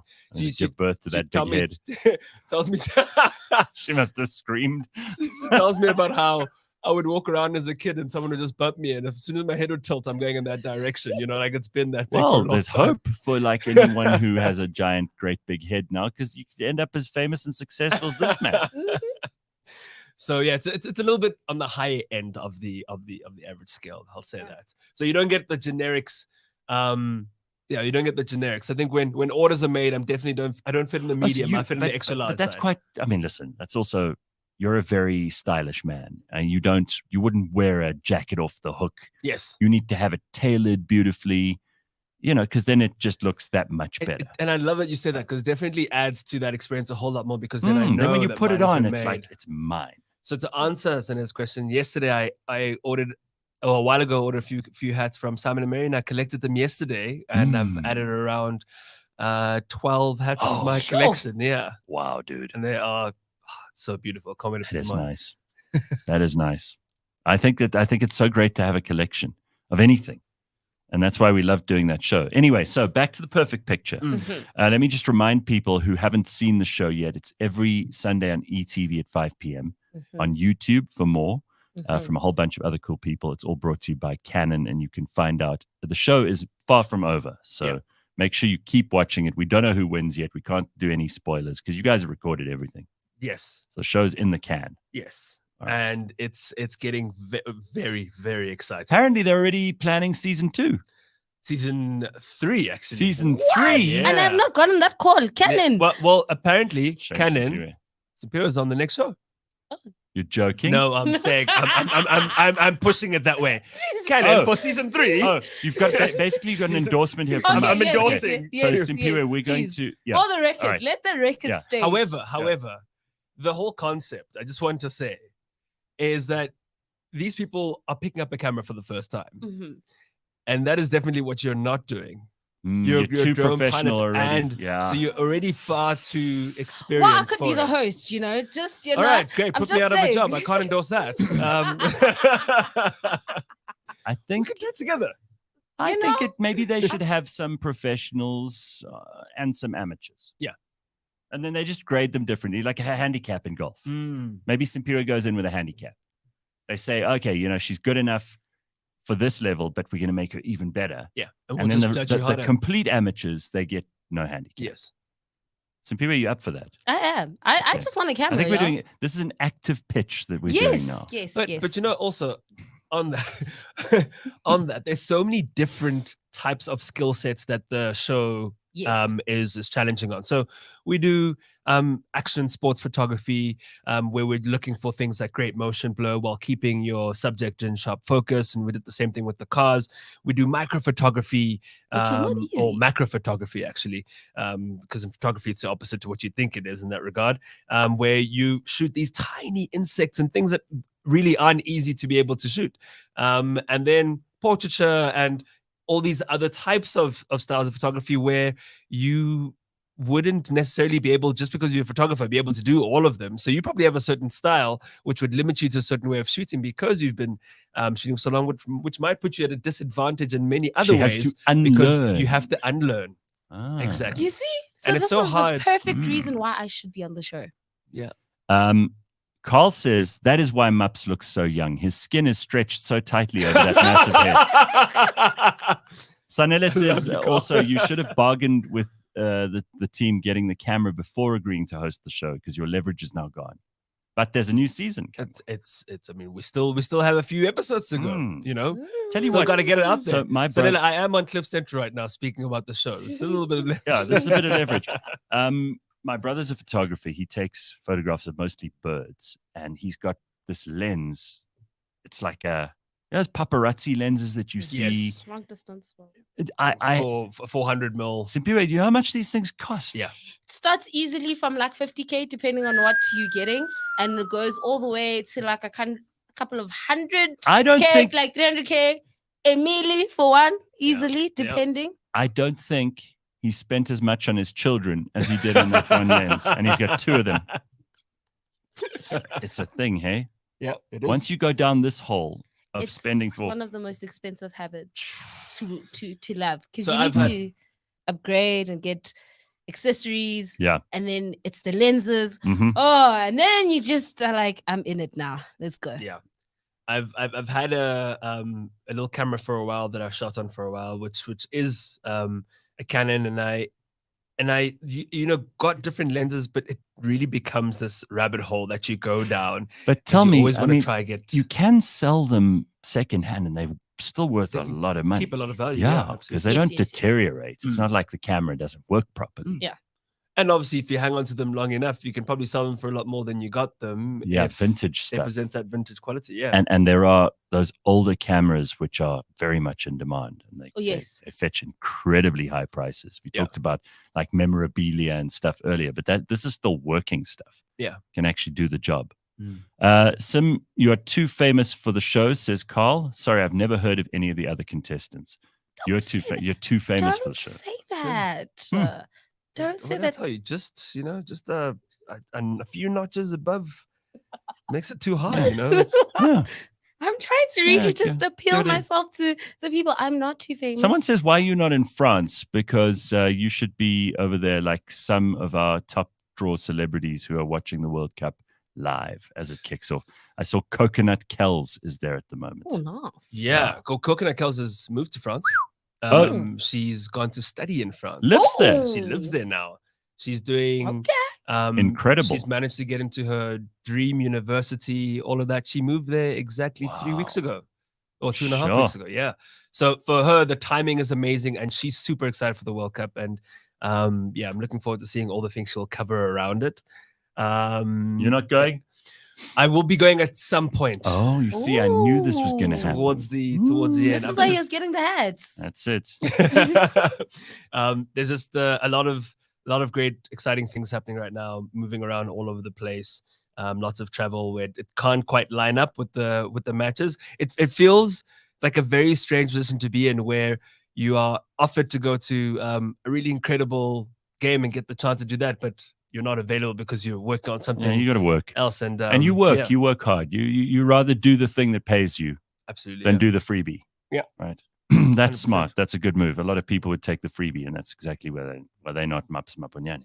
So the final of this show, I haven't watched season 1. This is season 2, and there's still season 3 possibly coming. How does the final work? What's the big? Because I mean, like in most of these reality shows, you win like a ton of money, or you go and become the biggest star. Or so, what happens to the winner of this? So, firstly, in the final episode, not to give away too much, but the contestants get to go on a pretty cool adventure. And also taken out of their comfort zone. Not the winner, but the last 2. The last 3. Last the 3. Finale with 3 of them. Okay, all right. And it is, did I say the last 3? So the last 4. Last 4. Yes. Okay, so it's like you do the semi-final, final in one. When I get this right in my head, no, it's the last 3. I beg your pardon. Okay, make up your mind. It's the last 3. Sorry, he's very good at everything else, but maths shocking. And we take things to a whole higher point. We go and spend time in the clouds, and it's quite apt that you have your clouds around in your studio because that sounds fantastic. Take it to the top in the final episode, and it's absolutely magical what they managed to produce. But what is the winner? And they end up winning 150,000 rand in cash, as well as 100,000 rand in Canon gear. I'd take the gear any day. As well as you can take the cash too. Cash But I mean, money. if you're balling that much and you want to say, "Cool, keep the cash," I'll just take the gear. That's all good. Trust me, I've worked with her for a while. She'd take both. She's not going to be shy. You wait before you've even handed over the check, she's cashed it, and she's like that girl from Nispas who's like, spend it. But Gareth, you're worried about my maths. It's like 100,000 rand. But no, I'm 100,000 rand in Canon gear versus 150,000 rand in cash. No, I'm taking the Canon gear. Forget the cash. I can make more money with the gear. See, she's also thinking like a just take the businesswoman. cash with the gear, buy more gear, and make even more money altogether. Yeah. Okay. So how's business going? I mean, you've always got like 10,000 plates spinning at the same time. What are you busy with? Business is going particularly cool right now. Good. Something that that might excite you. A couple of weeks ago, just quietly launched a new BNPL. I'm a big geek, so I'm in the kind of entrepreneurial and tech space, and now we've just launched a fintech company called Happy Pay, and it is a buy now, pay later. BNPL, buy now, pay later. Yeah, so the BNPLs out there. What kind of stuff? Like Pay Just Now, what are we buying now, paying later? What kind of things do you cover here? So we're essentially we cover your baskets online when you make your e-commerce purchases. Consumer goods. So you're not doing property or cars. No big ticket goods. Right. Literally just kind of keeping it. Do you know what it is, Gareth? Like one of the conversations around it, and I'm glad you bring that up, was property and cars and everything. For me, with everything that we've been going through, and just as a country and kind of low financial literacy as a whole too, is that you run the risk of indebting your people even more. Absolutely, this is a big problem. So what we wanted to create, what we wanted to create as a team, was to create something that actually allowed people to have something as a cash flow management tool. And so we would limit our fronting to of money to our consumers to around like 5,000 rand maximum. And also, even so, when we do the background checks and the credit score checks, and once you've put in your salary and all of that to see your affordability and our feasibility kind of assessment of it, we also ensure that you can easily afford to pay it back. Right now with all the customers, so the risk is low, risk both is to super you low. guys as the lenders, yes, and to the borrower, because they're not borrowing so much that it's going to plunge them into an endless cycle of debt. Yes, very clever. As well as the merchant, because they'll have their basket sizes increased, which is the motivation for them, and they'll have they'll be able to rest knowing that. I like this. There won't be a default on the payment. And obviously for a lot of people, this makes a huge amount of sense, because in South Africa, people earn at the end of the month, for example, and sometimes at the beginning of the month, you have things that you have to pay for. Seriously. 100%. Absolutely. So this allows you to then kind of spend money that you will have at the end of the month before you get it. So it's a safer way than going to a loan shark, mashonisa. That's not good because those guys would charge you a Heavy fortune. interest, yeah. So that's sensible, man. So that's good. It's also interest free. Happy pay. Happy pay. Okay, I like Interest that. free. You pay over your kind of 1, 2, or 3 salary. What you call it? Period. Salary periods. And you then are able to split it up in a way that's simply affordable for you, as opposed to saying, I'm going to take a big chunk of my salary right now where I want to pay for this, but I also need to pay for this and this and this. Let me rather split it up, and we help you kind of manage that cash flow. Good. Because as you say, financial literacy, we could do a lot in this country to improve. Absolutely. Dude, it's so nice to see you. I'm afraid we're out of time already. I mean, it feels like 5 minutes. I just got you. I know. What do you mean? It's ridiculous. We just But, started connecting. I know, right? Oh my well, gosh. that's not the end. You two are going to have to look. There's a holding of hands. This is all very exciting. Like my dream's coming true, And guys. Bronwyn says the chemistry between Mups and Sims. Our audience just love a story. Okay, but listen, you two, thank you, Simphiwe. Thank you, Mups. We will see you again soon. I'm sure I see you all over the place. Absolutely. And please make sure that you watch The Perfect Picture this Sunday, 5 p.m. on ETV. It's going to be super, super exciting. 2 episodes to go, and let's see who ends up being the big winner. Thank you. You just did my job for me. Now we know what to do this weekend. All right, everybody, have a good weekend. Cheers. Be good. Bye.